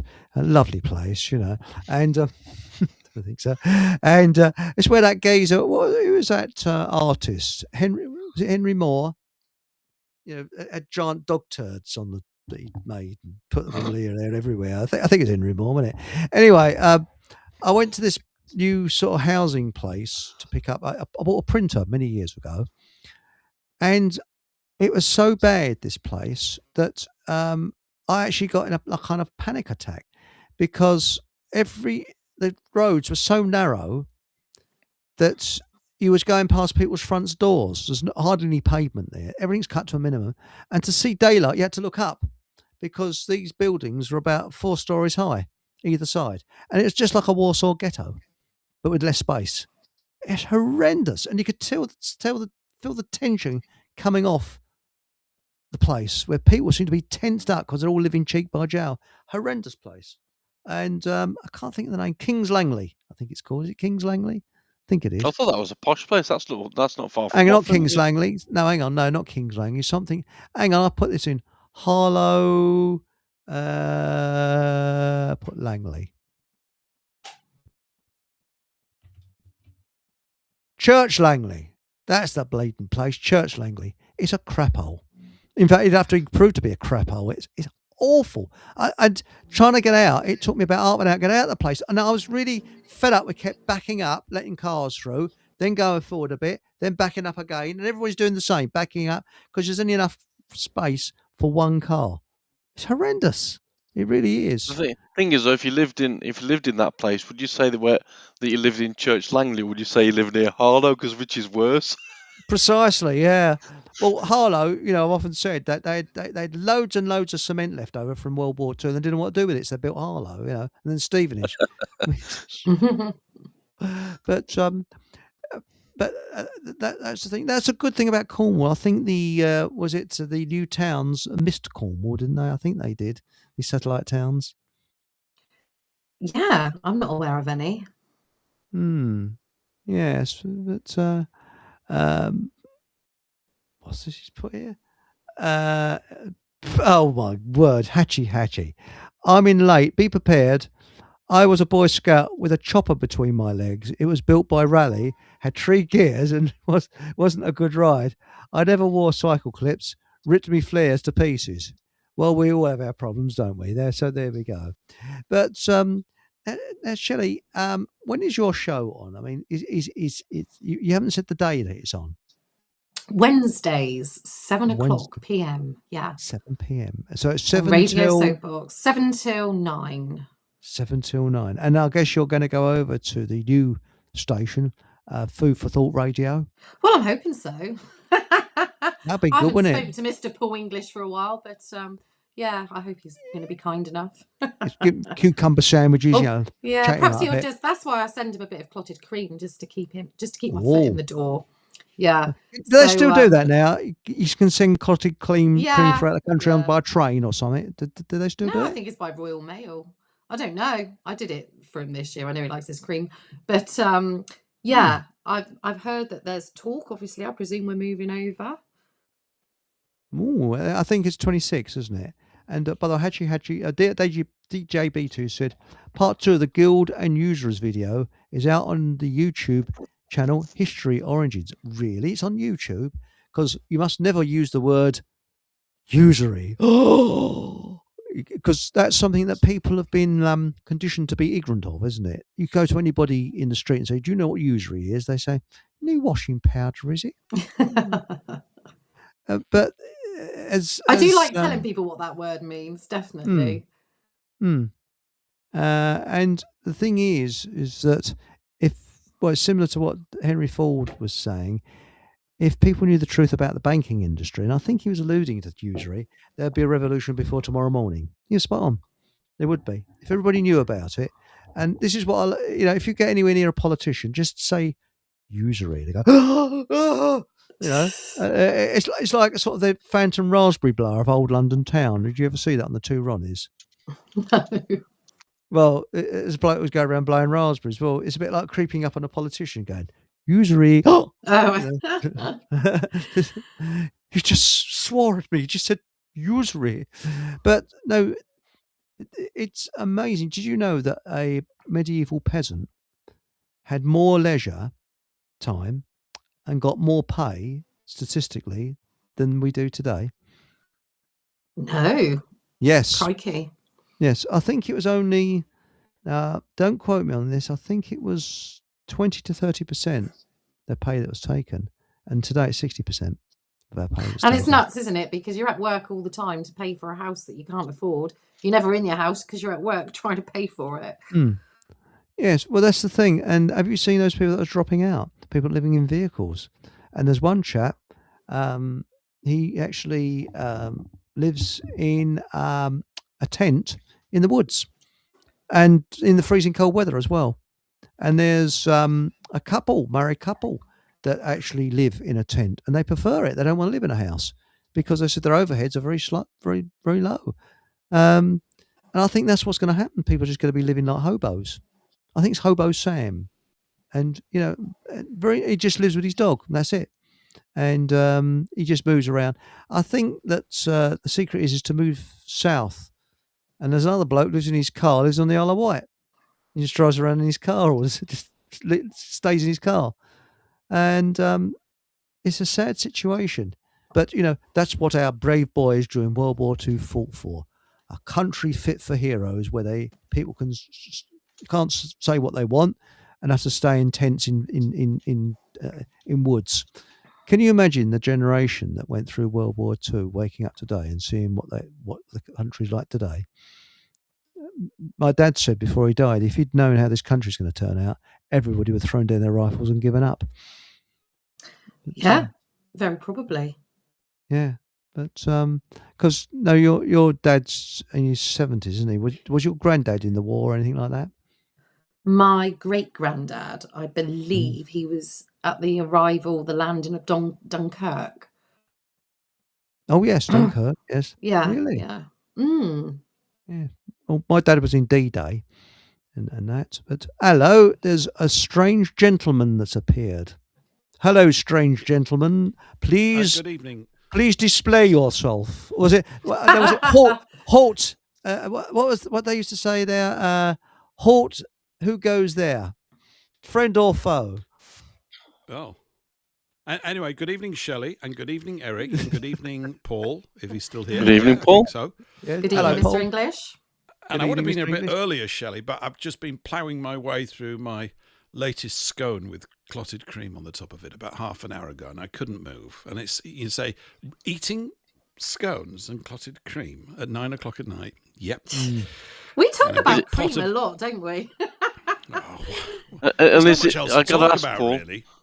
Is it scone clotted cream jam, or is it scone jam clotted cream?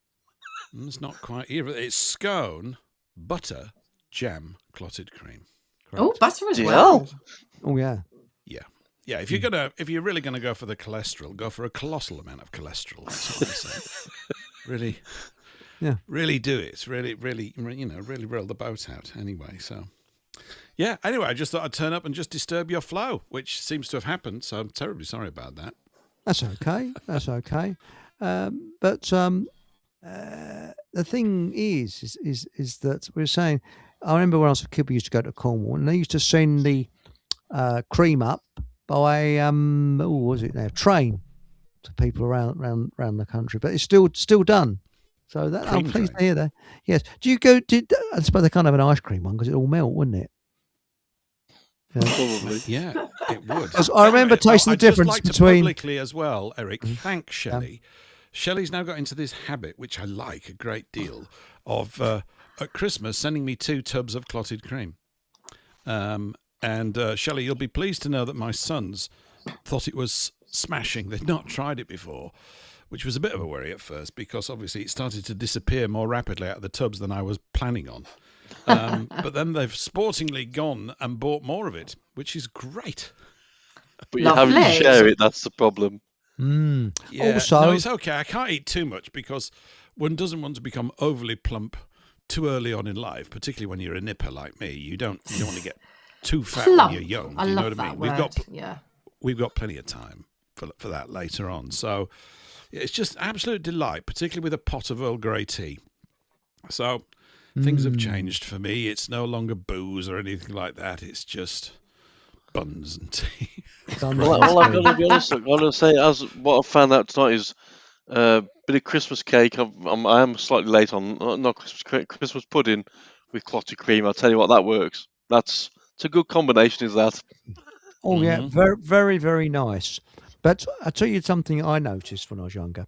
You get Cornish ice cream from the standard ice cream makers, and yeah, bland. You go down to Cornwall and have the proper Cornish ice cream. Bloody hell, the difference is unbelievable.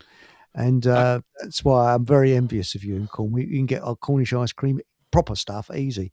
Is that still available? The proper Cornish ice cream? Oh yes. There's proper. What's Kelly's is one of the more famous one down here. Is But they it? have a shop in St Ives. Yes. Yeah. There's a few. That Well, they you all can get sell Kelly's Cornish here. ice creams. Yes, it doesn't taste the same. There was something rich about getting it from Cornwall because there used to be It's lots just of you and family your farms. whole Cornwall thing. Yeah. Yes. And have you ever been across to that island, Lundy? Landsend? Lundy? Oh. Lundy Island. There's a little island in the middle of the channel, and it takes about an hour to get there. And I think it's just about half a dozen people live on there. Oh right. No, I haven't. Have They you been to tell you to Scilly go Isles? away. Yes. Are Have you been from to Scilly round these Isles? parts? Clear off. What about Scilly Isles? Yes, I've been there a few times. Is it right? You have to get. It's a helicopter that takes you there, isn't it? Or can you go by boat? Penzance, isn't it? Yeah. Well, most people get the ferry, the Silonian. That's it. Really? Because Yeah. it's the Well, only. Do you Sorry, remember carry on. Harold Wilson? Do you remember Harold Wilson? I said this at the Brighton conference. Him. Yeah. Well, the Yes. Scilly Isles is where he took his holidays every year. He always used to go to the Scilly Isles for his holidays. And he lived there, didn't he? And Did he? yes, and because he imposed car tax on the, because it used to be you didn't have to buy car tax to live on the Scilly Isles, and he actually changed the law. They refused him planning permission to put an extension on his house. Seriously. Too right. Yes.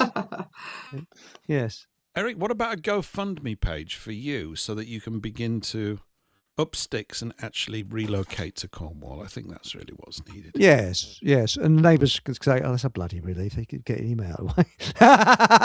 Some of them might come with you, for atmosphere and things like that. So I'm donating my smart card to you. No, take it with you. Yes. Go fund me, or go F off. That would be the other one. Yeah, if that was one of mine, they'd probably misspell it.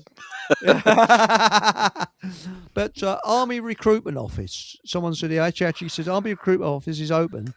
We're about to fight America, or is it Russia? Anyone awake? both allies once. That's a good point, isn't it? Yeah. What when we get a fight? Because there's Greenland and there's the Ruskies. So perhaps I wonder if they're sort of flicking a coin. Oh shit! Yeah, I think it's Greenland. But Kelly's ice cream. That's right. You can get Kelly's anywhere. I agree with you, but there's something different about getting it in a supermarket and getting it out that's just freshly made in Cornwall. It's just it's I don't know. Perhaps it's the smell or the atmosphere or it's the moo cows. But I have to agree with you there, Chris. I've got to be honest because I did. We used to go on holiday as a family down to St Ives, and I set foot in St Ives for the first time in 20 odd years. And there was a ice cream parlour not far from the little tiny railway station there. And I bought an ice cream for that. This was amazing. Then I did a train down into Penzance, and somebody walked onto the station, and they got a massive, it was like basically like a bucket, effectively, of ice cream. I said, "Where'd you get that from?" He said, "Oh, it's just the ice cream parlour is just down there." Oh, this ice cream. I purchased this ice cream, took it back on the train. I was still eating it in bloody Devon. It was that big. Great place. And also, I think there is something about eating food that is produced locally. There's something about it, and you're right. But we used to get Granelli's ice cream in Leeds. It's not Cornish, of course, but there used to be an ice cream maker in Leeds Market called Granelli's, and it was the best ice cream that I got from an ice cream shop directly. I probably ate some when we went down to Devon and Cornwall in 1974 when I was 14. I think we went down then, and but Granelli's, they used to have a big wooden spoon, so it was very, they had to use elbow grease to get the thing out of the big tub, and it had creamy ice particles right in the middle of the ice cream, and you have it on a twist. Those yes. brown cornets that are crisp and lovely on a twist. In the end, well, there used to be a place in Epping. Just as you're getting towards the tail end of your innings, you're probably going to just think about all the really nice pies and ice cream that you had, and all the other supposedly profound stuff will just go right out the window. Go, yeah, but you remember that pie that we? It's just really. Well, yeah. I can't imagine anybody in the years to come saying, "Do you ever remember going and getting one of them Greg's steak pasties?" No one's ever going to do that, are they? Let's be honest. No. No. But what about the thing is that there was a place in Epping, and that used to sell ice cream that was homemade. They've long gone, and there used to be lots of family businesses where you could actually get stuff that was unique, which you can't get now, which is very, very sad. It really is. And I remember when anywhere you went on holiday, there was always a family farm somewhere where you could pick fresh dairy up or anything like that was produced on the farm. And that's what I think that Mark the Farmer or the Bowler Hat Farmer wants to get back to, where farmers sell directly to the public and so sod the supermarkets.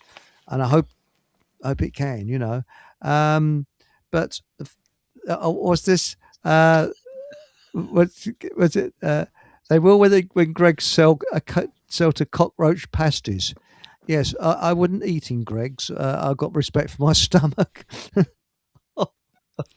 Everywhere. I think everybody no. should go to Greg's a little bit. Is it worse than it used to be? It might be, I suppose. I mean, the sausage roll is it ever good? I don't know. I don't eat that stuff anymore, but I have to tell you that when I was, they used to make me quite happy. It's comfort food, isn't it, really? It's comfort food. Yeah. It is. Yeah. I think when they first came around, we thought, it's a new bakery. But of course, then they took over we used to have one in town called the Baker's Oven. And they used to do really nice pasties and sausage rolls and stuff. I mean, it's probably still the same crap made in the same place. But then Greg's took them over and it seemed to go downhill. It was a bit naff, really. Yeah, it's strange. Well, there's actually a bakery. You can look this up on Google in Waltham Cross called the Cross Bakery. So you go in there and say, "I'm bloody angry. I want some bread, please." What are they? The Cross Bakery. You have to be bleeding angry to go in there or something, But true story. Baby Relays said, true story. My gran got pregnant by one of the original Granelli's family. Unfortunately, it was in the 1920s and the baby died. Would have been my great aunt or uncle. Who said that? Yeah. That's Baby with a laser. Yeah, so his grain Wow, got so pregnant by connected one to of them. Brunelli's, the ice cream kings. Yeah. I don't know if they were just in Leeds. They might have been everywhere, really, but they were certainly in Leeds. Big queue all the time, right at the entrance of going into the old market with all the shouting and the ice cream. That's anyway, right. There we go. We're And definitely of a Aunt certain Sally age. said, I was in a cafe in Loughton next door to a modern ice cream parlour. I saw them take a big delivery of powdered ice cream in polythene bags.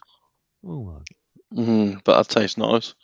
lovely. It is interesting that in most of our towns and cities we've lost our independent stores, but if you go down to London, in most parts of London, you don't see much in the way of I mean, there are supermarkets down there, but not on a vast scale. But there's a lot of independent cafes and shops, and even in the central London. But once you get into the sticks, it's all our towns have been removed, haven't they? They have.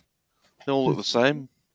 Well, that's the sad thing. I mean, character. Oh, we'll get it sorted out. Don't worry about that. That's right. Now, are we going to do it next week or the week after? No, it'll take about 50 years, I would have thought. But as long as it gets started, I think, maybe it could be quicker. I don't know. But when you look at the way things, I mean, you can see this on YouTube. Hang on. Aunt Sally said, what's amazing is how they can chemically change the most bland, awful food and make it look delicious. Greggs knows how. Yes. But they sell Greggs in Iceland, not the shop, not the country. But if you look at how things have changed in a relatively short time, for example, on YouTube, have you ever seen Noakes, what's his name, on Blue Peter, climbing Nelson's Column?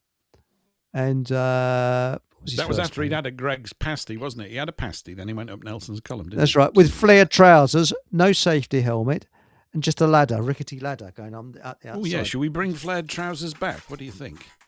Well, that would make us look pathetic. That'd be quite interesting. We'd really look incredibly daft. Yes. In those. That would be good. Especially with turn-ups. Have got to be brought back as well, then. Yeah. Yes. And did you know when they introduced turn-ups, A&E was rushed. There's loads of people that twisted their ankle, broken their ankle, fallen over because they got their foot caught in the turn-up. Clothing was dangerous in the 70s, wasn't it? Bloody dangerous. Do you remember those? To take out special insurance if you were going to wear crazy trousers. Yes. It was a challenge. I guess if you did that in a library, I guess that'd be a turn up for the books, I suppose. Anyway, that was almost quite good, Paul.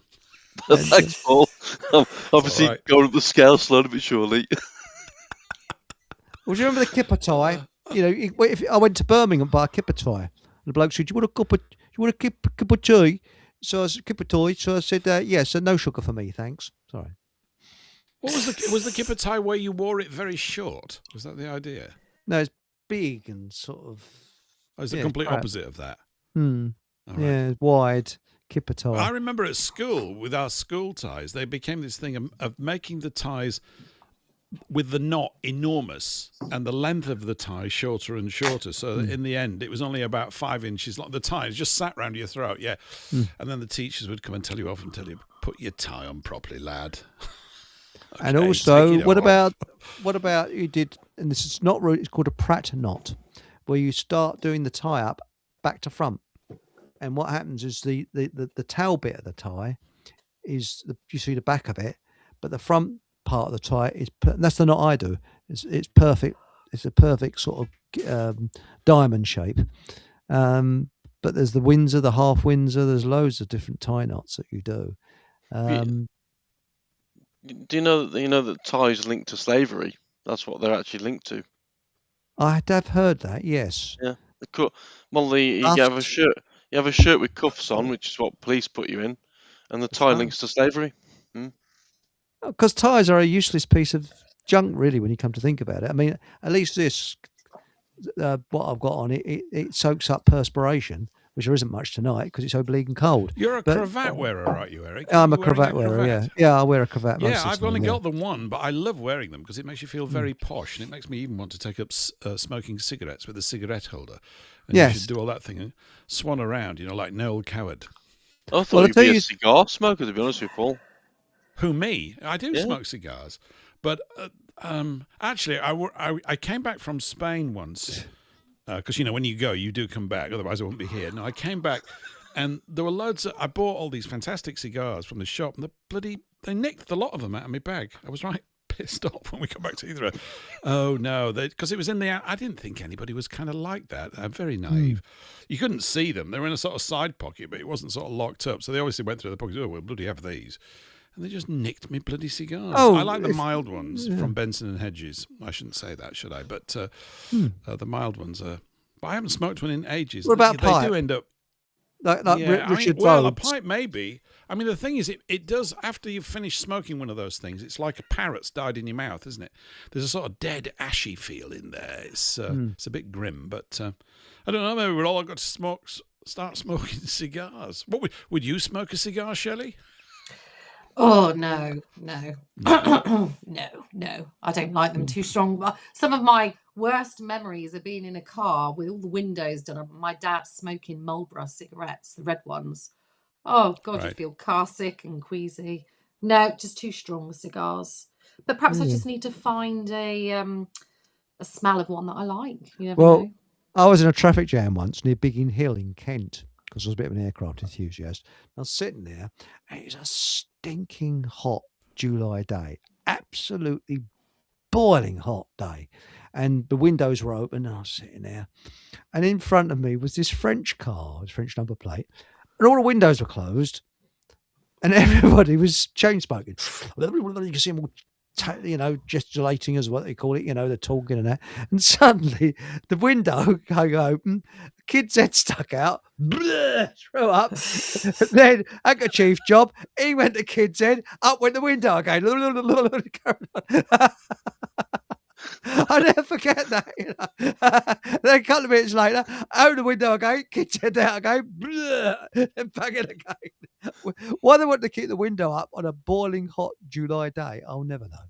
And chain smoking as well. Everybody's smoking that. You couldn't actually see inside the car. It's like a haze of smoke. Poor kid was throwing up, obviously. Yeah, that would have been me. Yes. But no, I think that pipe tobacco smell is quite a nice smell. I've never smoked in my life. It doesn't really interest me. But that customs, I mean, if you want to make a lot of money, you become a customs person because they nick so much. And I'm sure a lot of it goes in their own pockets. I'm positive it does. There was someone on YouTube, a girl, who every time she went through customs, they took a knife from their knife and fork away. So she had no knife to cut things with. Every time. She says, I don't know why. And she had to go and buy another one. And then she'd go back through the customs again, and they'd take it again. And even plastic ones they took for some weird reason. And she's in a car. Her own car. I mean, have you had some strange things taken by customs at all? No. Yes. It's the straight answer. But no, it's strange, isn't it? I don't know. But Aunt Solly says, Did you ever put brown paper on your stomach if you were car sick when you were young? Did you ever do that?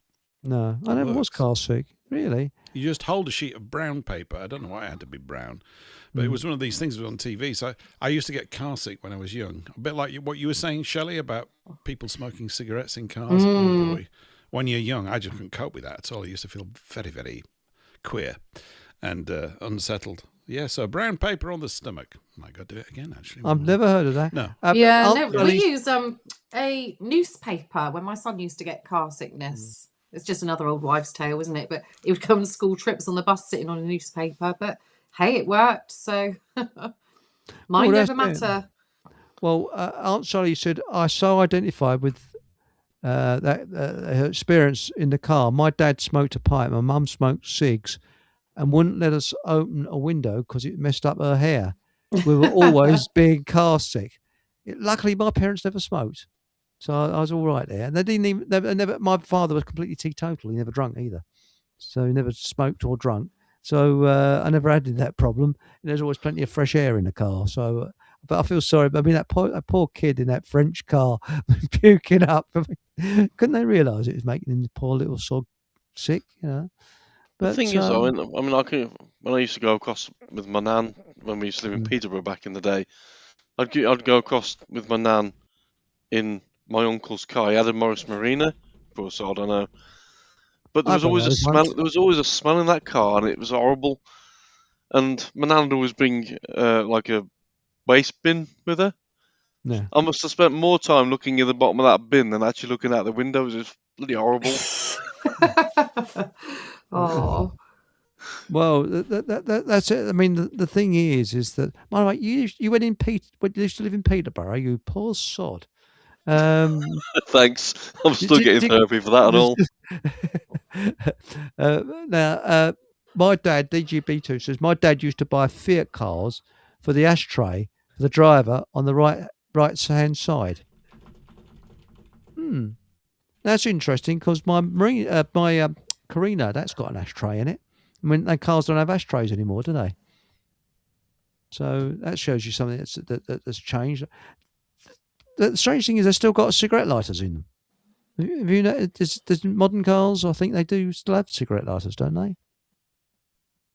Silence. I don't know. Mine's about 20 years old, so there is think an they do. ashtray and there is a lighter. Yeah, I think that's to plug in other things though as well, isn't it? Is Yes, it? for charging phones these days, it's a USB Yes. port rather than Yes. a cigarette lighter. Yeah, Hmm. or anything if you go camping, inflate your bed through it. Now, Matilda, oh, you might have known her. Matilda Warner said, I used to live in Peterborough too. Yeah, it's a Oh, right dump dear. of a place now, but it was Yeah. nice back in the 80s. It was right back then, but yeah, I think even the Alsatians are growing in pairs there now. The Fiats apparently also had a central ashtray. So there we go. I had a haunted ashtray in my Morris 1000 Traveller, and when he went downhill, the thing used to open on its own. Just go, and you used to press it, close it, and then you go uphill again. You go and open again. It's sort of like a haunted. It's like driving a greenhouse, a Morris Traveller. But oh, hang on. Aunt Sally said they don't have cigarette lighters anymore. Just an empty port for one.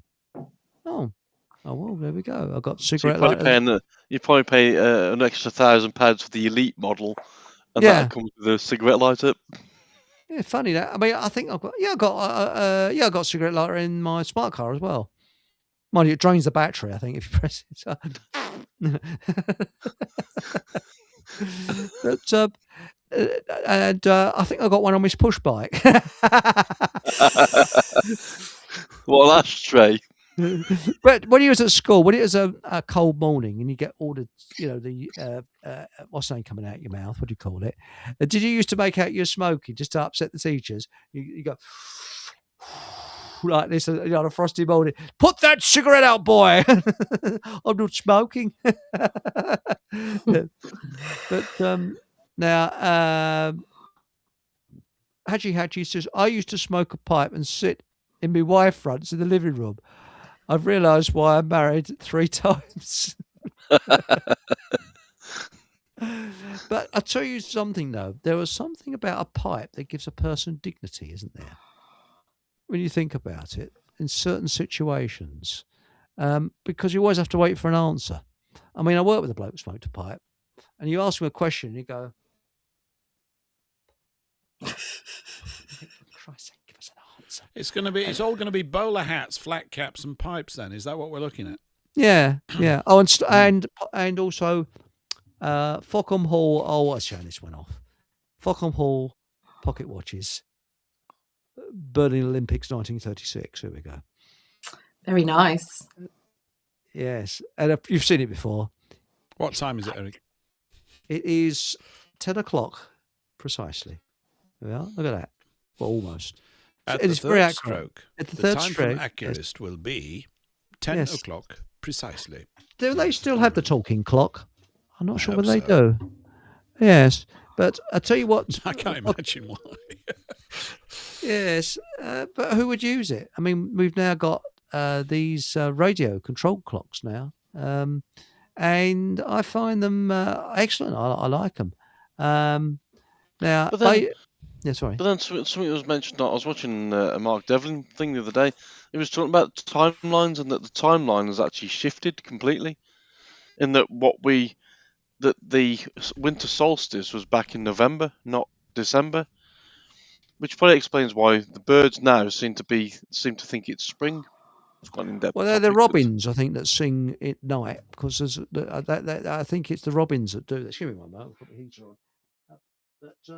Because what happens is I've noticed it's a lot lighter in the mornings now because it's officially it doesn't get light until 8:05, but about 7:30 it was light this morning.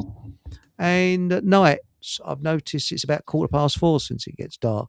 Depends. I think where you are, Paul. Or I think was it Telford? I think you get more light than here, don't you? Because the Yeah, that's probably because they've set fire to somebody's house, though. Yeah, it could be. Yeah, because in That's Wales, a good way to bring spring on early. It's good. I went out for a walk today, as one does. I haven't been out. The weather's been pretty grisly. Shorts? No, not today. It was just too cold for that. I mean, it comes to a point where I can actually stand the cold, but I think actually it looks odd. There comes a point where it's so cold, you realise people think that you're doing it just to make a point, which I might be, so I didn't bother. But it was as grim and as wet and as tiresome a January day as you could possibly imagine, Dan. It really was. Really? There was nothing to recommend it at all. Yeah, the sea was grey. It looked was very cold. There's all these clouds around. There's a breeze blowing, and there's rain coming down, and there was hardly anybody around, and all. The trees and everything are all completely denuded of leaves. And I went, oh, here we are, the ultimate point of death of nature. That's what it feels like anyway. It does. So, yeah, January is a very long month, isn't it? Although, yet again, like all the other ones, it's shooting by. But I think it starts on Boxing Day, you see, experientially January. As soon as Christmas Day is over, it's like you're into some big long haul with things. But it's all right. It's fine. It's whizzing by. It'll be 2027 before we know it. Yippee. The closer we get to 2030, the better everything's going to be, because then they can organise everything digitally. And that's going to make our life wonderful, isn't it? Oh, yes. No more piston engine cars. It's going to be, all electric cars by then. Although I think they put it back a little bit, haven't they? 35 or something. It's all going to fail. Everything that they've got planned is going to fail. It's useless. It's all of it utterly useless. It's like the bloke. Well, that's right. I mean, it's like the bloke on a motorbike. He's just cycling along one day, and suddenly, bang! The bloody engine goes wrong, and there he is outside. It canters to a halt outside a pub. You see, and there he's got all the engine to bits, and and all over the place. A drunk comes out and he says, "What's wrong?" And he said, "Oh, piston broke." He says, "So am I." Sorry. And and maybe the lady said, "My dad used to send me to the shops for a rough shag. The tobacconist was next door to a brothel." Well, I got this actually did happen. You see, I think it was 1954, 53. Lord Montague was found guilty of having some naughty relationships with some Boy Scouts. Now, he always claimed he was innocent, and I think he was. And but that's life. But anyway, and in those days, the idea of some toff getting done for doing something naughty with Boy Scouts was quite sort of headline news, you see, and all everywhere the placards, Lord Montague this, Lord Montague that. And my dad was a bit of a chocoholic. He lost all his teeth because of that. And he was in this sort of tobacconist come chocolate or sweet shop near where he works. And he was looking on the sweets and things. And suddenly this Cockney bloke came and he says, "Excuse me," he says, "you got that new tobacco?" The bloke said, "What new tobacco?" He says, "Advertised all over the place." So bloke behind the proprietor of the shop said, "Sorry, I don't understand." He said, "Yeah." He said, "Lord Montague's shag." And everybody in the shop collapsed with laughter. But now we'll have to start growing our own tobacco. You can do now, can't you? That's quite legal. You can actually do that. I didn't realise you could. Yeah, I mean, it used to be illegal to actually make your own beer. Did you know that? Beer and wine. You what about all the homebrew rage though in the 70s? I know loads of people who used to make. Yeah, that was in but they changed the law in 1964. Before 1964, you could not brew your own beer or that's wine. when all those beer kits came out. Yeah, I mean it was a little bit I remember we used to go to one house where it was made regularly, and the quality control was not always tops, particularly if everybody was thirsty and it was drank a bit too early before it actually fully turned into beer. But nobody cared much. But a neighbour of ours used to do that, and I almost choked on. I knew it was homemade. Almost choked on a corn plaster. Nice. Lovely. Great. I hope under the Fochamall rules that one of the things that you will start growing is hemp, because hemp is apparently one of the best things you can. I mean, I have. Yeah, I've been looking at hemp clothing, Paul. The hemp clothing is hemp jeans. They're the best apparently. I've just spent I spent some time this morning doing a trouser search. I thought I've got to start buying trousers. I've got this sort of, I'm about to declobber myself. I've got lots of clothes that really are well past their sell-by date, but I've just not really bothered. And I thought, well, trousers are the way to go. And where are you going to get them from? But I want to buy them off English manufacturers, and I'm prepared to pay a bit more. Frankly, I am. I think there's a company up in Yorkshire or somewhere like that called, is it the Hemp Clothing Company? Literally, something like that. Really? Well, hemp jeans are amazing. They're softer than denim, and they're harder wearing. And you start looking into hemp, everything about hemp, it's really, what did someone say? It's the Godzilla of plants. There's so much you can do with it. I spoke to a company years ago in Norfolk, I think it was, a building firm, and they were making hemp blocks. So for building, and they put hemp in blocks, and it makes it lighter, stronger. It's unbelievably, it's amazing stuff.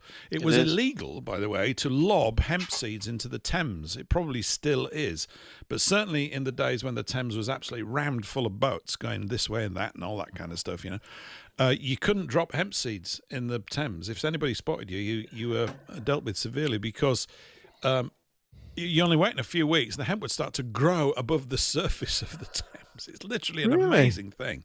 Yeah, it's stunning. So, yeah, it's one of the best things for detoxing the soil. And I reckon it's one of the most powerful plants you can put in, and it has so many uses. So many uses. I know. Again, we've been given everything that we need. We're just not looking at it. We're actually fretting about things problems by numpties that we can't solve because we don't want to spend any time with them, rightly.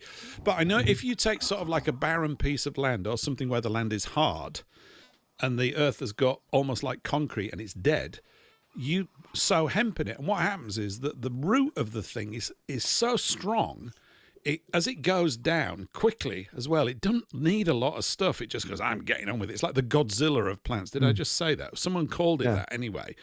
And what it does is, as it goes down the first 6 or 9 inches, it cracks all the top of the earth open. This causes the winds to come in and go into the ground. So they start to oxygenate the whole thing. Then when they die, the leaves fall on the ground, fertilize it, and it grows even stronger. And you can basically bring the whole of the earth back to life again. I could be talking in my bum, but when we get some more farmers lurking around in all these conversations, we're going to be able to find out. But hemp would be just amazing. Yeah. It's fantastic stuff. Hadji Henry said, Ford made fuel out of it. That's it. And it's just said that. Padgy said the Model T4 was propelled by hemp on it. That's right. Sorry, I've just seen it. It's a fantastic plant. Yeah. And he also made the bodywork of a car out of hemp. And it was there's that film of a guy hitting the bonnet with a sledgehammer. It's That's right. Lighter and stronger than steel and cheaper to actually get a hold of. But you can't have it, you see, because it's got drugs in it. And it's good for you. It helps detox. It's brilliant. It's amazing. Really brilliant. Well, I like what that Larkin Rose was saying, because he's anti-government. And he said, when have you seen the police actually arresting a real criminal? You don't anymore. You don't see your police. But he said, if someone breaks into your house, what are you going to do? Call the police, who are absolutely useless. He said, it's far better, and remember, this is in America, not in this country. It's far better to get someone around the corner, your friend or your neighbour, who's a crack shot with a Smith and Wesson. And he said, that cures the problem instantly. Someone breaks into your house, blow them away. Are we allowed to hold catapults? I think we've talked about this before, but maybe a catapult in the house wouldn't be too bad. You're not likely to miss from a short range. And it could ricochet off, though. Well, it all depends. What you mean? You're actually firing at a very hard criminal, so it bounces off them. I did think about getting a crossbow once when we were in COVID times. I thought, you can Vicious, just buy Shelley, them. Vicious, No, I say. you could get them down Trago Mills, but just in case. Well, I'd hurry up because in Scotland you have to be registered to actually own a crossbow, Oh wow!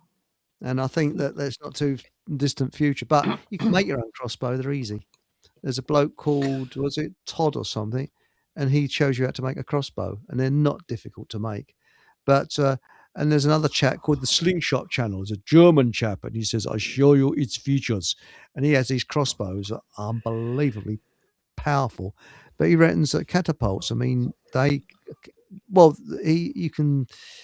are very powerful catapults. And again, they can't Eric, ban if them. you think about catapults, you might be able to use hemp seeds as ammunition. Yeah. They're quite chunky. So you see, hemp can come in for everything. Nice comment here as well from Baby. I can't pronounce it. Or Baby with a Laser. Sorry, Baby with a Laser. I'm getting old. It was DuPont who put the boot into hemp cars and the banning of weed. Yeah, because they just created nylon. And they said there was something to do with that. They wanted to basically beef up the plastics industry, and you don't need it if everybody's growing hemp. So hemp's basically going to refertilize the ground, make it arable, put it into a position where you can grow food on it. It can be turned into fuel, which is what that's what Ford was doing, building huge hemp farms. You just drive up to the farms and turn it into fuel. You can build with it. You can make clothes with it, which are really soft and incredibly tough and last a long time. So that's obviously why we're not using it, because it actually solves problems. And like we've said, the powers that should not be don't want the problem solved because they're out of a job. They've got to continually pose as the eternal problem solver. Continue poisoning us. And it's just so they've got a job. What they do. Yeah. You remember that film? I forgot the name of it now. It'll jump in my head. It's quite recent. It's the one where they blow up the Houses of Parliament. What's that one called? V for Vendetta. Yes. V for Vendetta. So there's a speech in there by John Hurt along those lines. Don't know if you remember it. He's having a bit of a rant when things are going a bit pear-shaped. And he said, I want all these people to know that they absolutely need us. That's all. Yes. That's what it's about. I do. It's a huge component of it. They've got to terrorize you so that everybody looks to them to solve the problem. And there isn't any. If they were here, they're just making them up. It's not literally it's not all the case, but it's a huge amount of it. Like, we're going to have a war with Russia. Shut up. We're going to have a war with America. Shut up. Shut up. Well, Baby with a Laser says you can make crossbows or bows made from PVC pipes using a hot air gun. They are unbelievable. Yes, if you look at Backyard Boyer, I've gone into this, the pipes in America are a lot thicker and stronger than in this country. But you can buy a certain type of pipe, which is a gas pipe, which is similar to the American type pipes, which you can make bows out of. But if you go down to the local DIY and try and make one out of one of those bows, it won't be strong enough. You've got to get this. It's a one that's used as a gas pipe, and you can get them from certain places. They're a bit more expensive because, as I say, the American PVC pipes are a different specification to the European ones. But yes, I've got into it quite deeply, and really, with crossbows and that, it's better to make your own with sort of lumps of wood and things like that.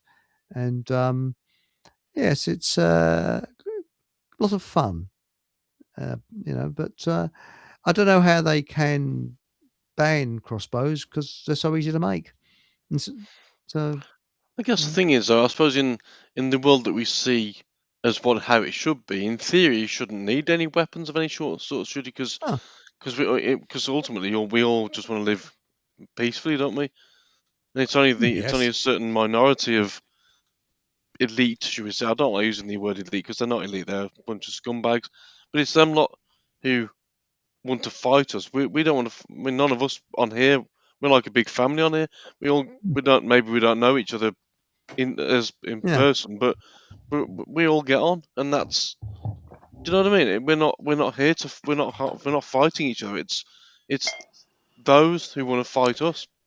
I agree. Oh, by the Yeah, way, Baby the Laser it's said, so unnecessary Yeah. now, don't you think? I I can agree. understand in the past why it happened. Basically, just to do with, I mean, the communication between nations was not as good as it could be right now. But what they've done is they've just evolved it so that they retain a job. I mean, shouldn't their purpose be to put themselves out of a job, so that we just Yes. live directly under the law? You know, that's the goal of this political party. Now that we're in power, is to make sure that we solve everything in the next 5 years. You might have to vote us in for one more time, but in 10 years' time, you won't even need this, right? Because Correct. we're going to put the power in all the counties.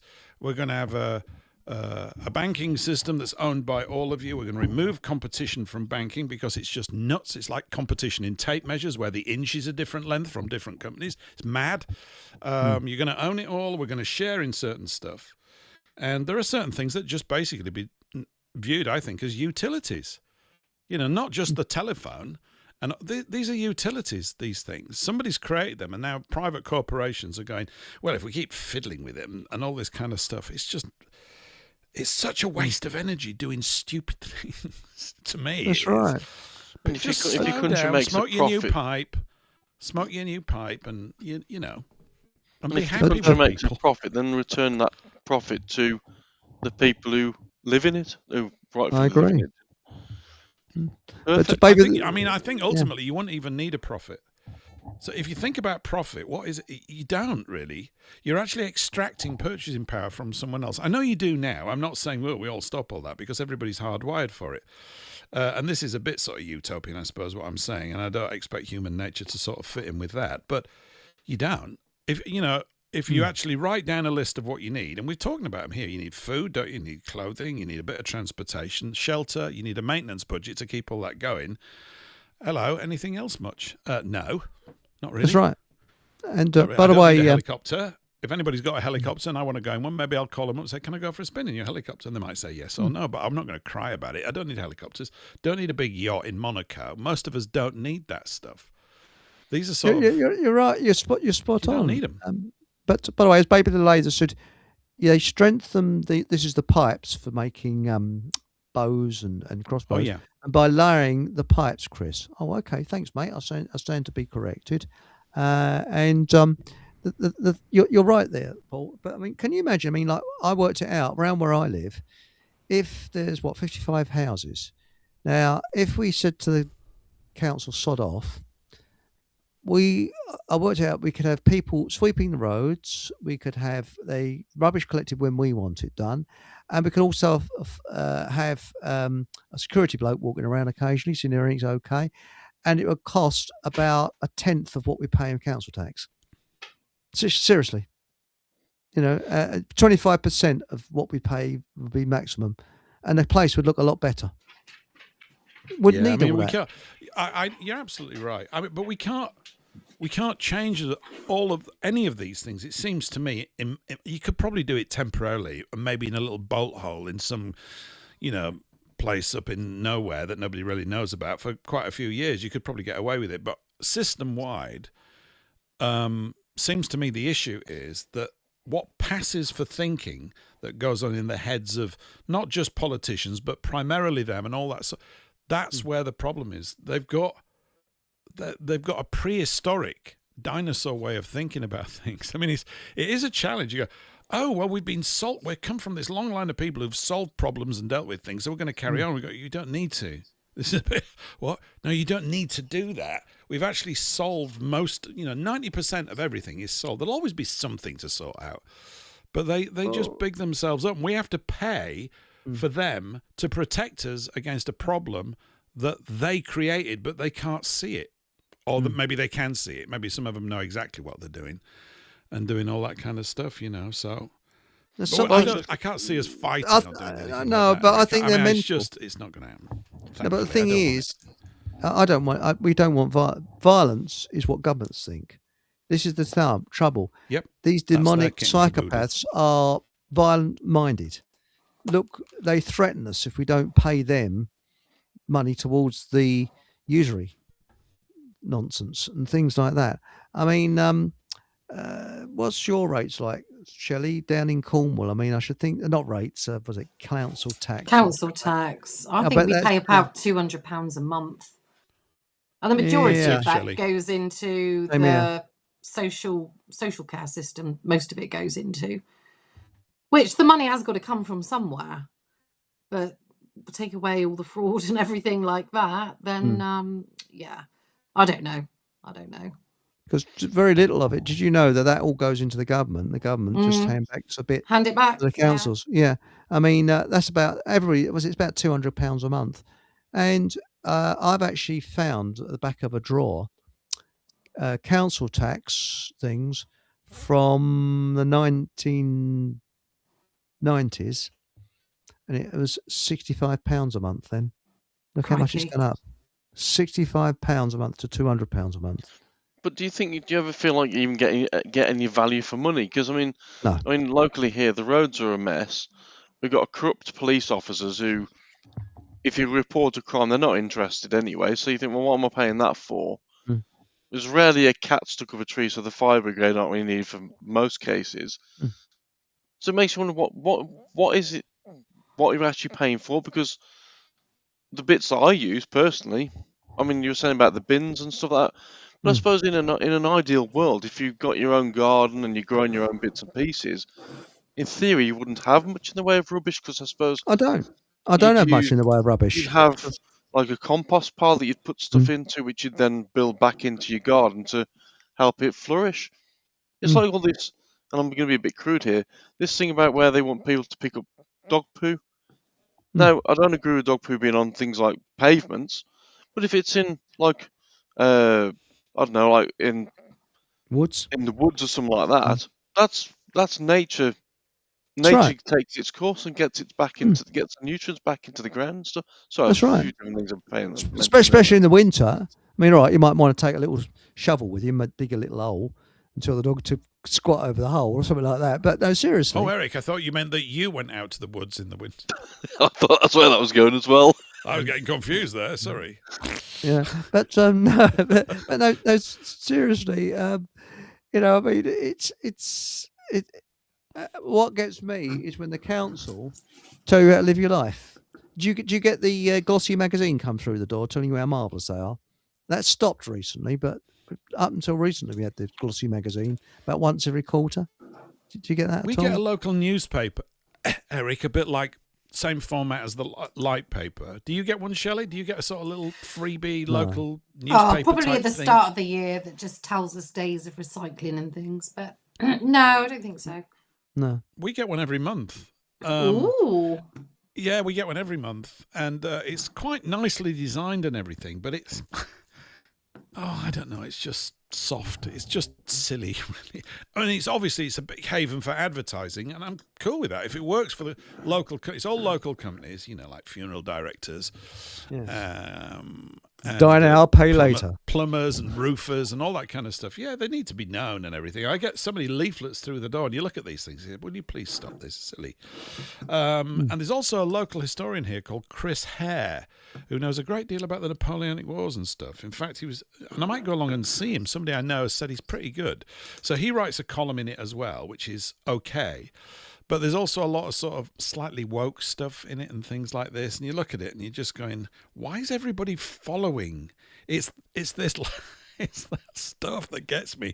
Why are you just following something that's incredibly dense, counterproductive, silly, and is not the way that we are? So, but at least they knock it out. I mean, they do it. It's if the Fockham Hall Times ever manifests as a paper, I do think that the sort of, I don't know if UK columns still print it, but that format is pretty good. I like it. Yeah. It's pretty good, and it just needs, whatever. Anyway, more work for everybody. Wow. the thing is, the Fockham Hall Times, I mean, I used to do them totally on my own. And it took me a month of Sundays to do. And it's really hard work. But the trouble is that directly it's done, politicians and that, they've long bleeding gone. If you're talking about making a joke about, say, one of the politicians, because Keir Starmer, again, might be here today, gone tomorrow. And once they've gone, you don't hear them much apart from Tony Blair. And he's like a sort of, he's like a flatulence in a telephone booth. He keeps wafting up, doesn't he? You think he's gone, he comes wafting up again. But but no, I mean, the thing is that it's about time we sort of looked at the political system and just say, we don't want people ruling us. We don't want slave owners. And they can shove their usury where the sun doesn't shine either. Because you think if the money you earned went to you, just think how rich you would be. Just think about it. And how you could afford things. You wouldn't have tax. I mean, apparently in Russia, they don't have income tax. Over more money, I would choose less bills any day. I don't want to interact with the system. I mean, you think about this sort of administrative top heaviness of it all. It's just mad. It's absolutely. And someone was saying something earlier on in the show about what you're saying, something about notices or signs in the street or something like that. Or am I getting it wrong? There was something earlier on about warnings and all this kind of stuff. And what's it all for? You know, don't stand up, don't sit down. I think it's all part of this process. Well, it is part of this process of subduing your ability to act independently and make your own mind up. Everything is just literally one rule after another. There's just nothing but rules, an absolute, surfeit of they're these obsessed with it. And it's worse during the lockdown. For psychological conditioning purposes, though. It has to be. It subdues your independent thinking. You just go, what? There'll be every single day of your life at the moment, right now, there's some sort of bill or information thing you've got to respond to, or this, that, and the other, or this is going on. Like, bugger off. Just sort it out. Well, that's right. What do you need me for? Usually able for your safety is the one that... always that. Yes. That really gets my goat. So I'm mentioning trains briefly. Security cameras here for your safety. What, is the bleeding roof going to fall in if the security camera's not there or something? We lived fine without them, didn't we? We lived fine with just bicycles, without bicycle helmets and stuff. Not that I'm against bicycle helmets. You don't want to come off, but they are a bit pratty. And I rode my bike for years without one, and people used to fall off and stuff, and obviously shatter their skull and die. But, it's just part of it, really. Yes. So, they can stop at our stations now. Or stand behind the yellow line. I can see the frigging train coming. I can see it. My eyes work. I don't need you to tell me, "Oh, beware! There's a train." I can see it. I know where it's going. It's on a railway line. Yeah. And if you can't see it, you deserve what you get. I mean, it's a bit like, you remember the old buses? I used to love those old buses. They were everywhere. They were in Leeds. They're also in London when I came down here. Was the open back step? Oh yes, where you just jump on. That's actually a sort of Darwinian survival of the fittest thing, and we need it back in the city. I can't stand all these sort of hermetically sealed things with all these doors. Oh, it's very dangerous. It wasn't actually, mate. Yeah. People used to run along and just jump on that step, leg it like mad. The bus is taking off. What a lot of fun. Yeah, it's all to do with health and safety, isn't it? Well, I actually saw a bloke one morning, and I shouldn't laugh. He did survive. It was only his. It's only his. Sorry, I should. But you are laughing. Well, you should buy him. I was walking to the station, and the bus was going along, and suddenly I heard a shh, and a ding, ding, ding, ding, ding, ding, ding, ding, ding. Bus got done. And this bloke had grabbed. And how he got there, I don't know. But you remember there's that sort of pole at the back you used to grab to get onto the sort of the step. Well, somehow he grabbed the pole but missed the step, and he was sort of span round, so he's on his back. And so when he got up, he had a trench coat on, and it's a bit like a perv, he's got all his back, so his trousers all ripped, his back all ripped, and so it's like when you see these comedy series where you see the back of a bloke and he's wearing suspenders, you know what I mean? And poor sod, he had a briefcase and everything. I shouldn't laugh, I know, but you have.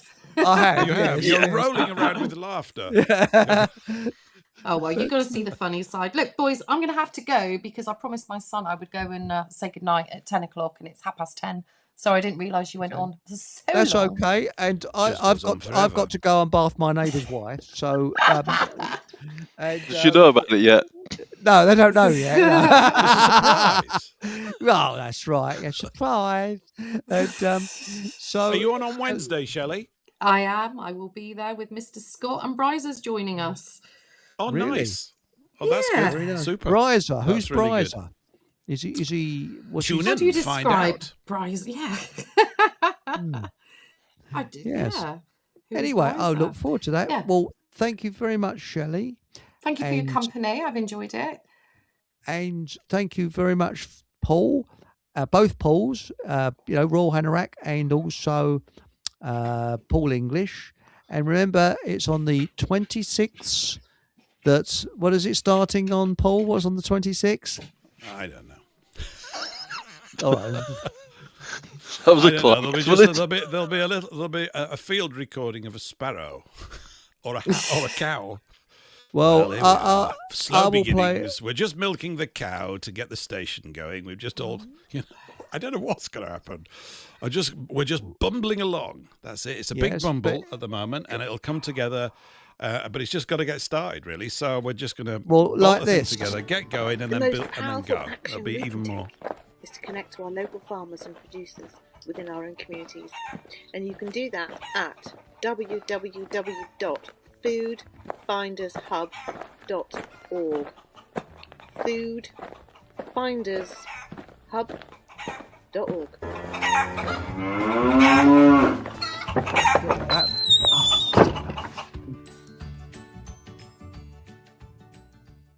Yeah, that jolly. Cows. Yeah, it's great. Yes. That's by Sam. She's doing a fantastic job. She's brilliant, actually. Yeah, I only spoke to her the other day, and she was actually humming a jingle as I spoke to her. And then she burst out laughing. She got a great sense of humour. And she had the jingles. Yeah. Well, she's a jingle bird. Bird. She is, really. She actually worked in making jingles and radio ads and all that kind of stuff. So it was I always wanted to do that as a job. Back in the 80s, I used to be in marketing, and then we used to get all these radio ads which weren't which didn't exist in the UK because it's still all the BBC, right? So you didn't have a sort of big culture of that as much. The American ones are just fantastic. They've been at it for years, so they got more and more surreal and weird, and I love it. So, yeah, basically, we just need everybody to start creating adverts, and that's it. With just 24-hour adverts that are really weird and strange and interesting. I like the American, years ago, they had the story lady. And every week they had the story lady, and they said, now, children, are you listening? And we're going to talk this week about Androcles and the lion. Isn't that lovely? And they have this lovely soft music. Now, one day, Androcles was walking along and he saw this poor lion. He had a thorn in his paw. And then more soft music. And then Androcles went over to the lion and pulled this thorn out of his claw. And then the lion ate Androcles and waited for some other silly sod to pass that way. He used to have this sort of real negative twists on these different stories. It was classic. It was really well done when they did it. And I was hoping to do that on this station, but I ran out of ideas in the end. So there we go. Anyway, thank you very much, as I say, to Pauls, Shelley. And now what's happening this Thursday, Paul? I think you've got a show coming on. Lots of shouting, as much shouting as you want to do. Good. Yeah, I may well have a guest. I don't know. Does it matter? I'm very busy with all sorts of things, but we'll have a blast. I might even read some news on Wednesday, so we've got something to talk about. We'll just find out what manure is flying around in the world, so we can talk about that. There's a couple of other things. I also want to talk about books, as I tend to, but I do want to talk about books. I've just finished reading Lord of the Rings yesterday. It took me 3 weeks to get through it.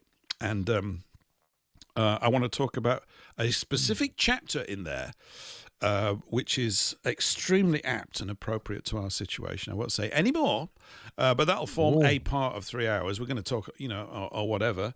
We'll pound away. So busy time at the moment makes January fly by. And excellent. So there we go. Yeah. It certainly does. Well, thank you everybody for joining us tonight. And remember, please subscribe, shove the old thumb up, tell others. If you're feeling generous, there's the buy me the coffee thing down below, the details below. And whatever happens, above all, have a bloody good laugh and good night.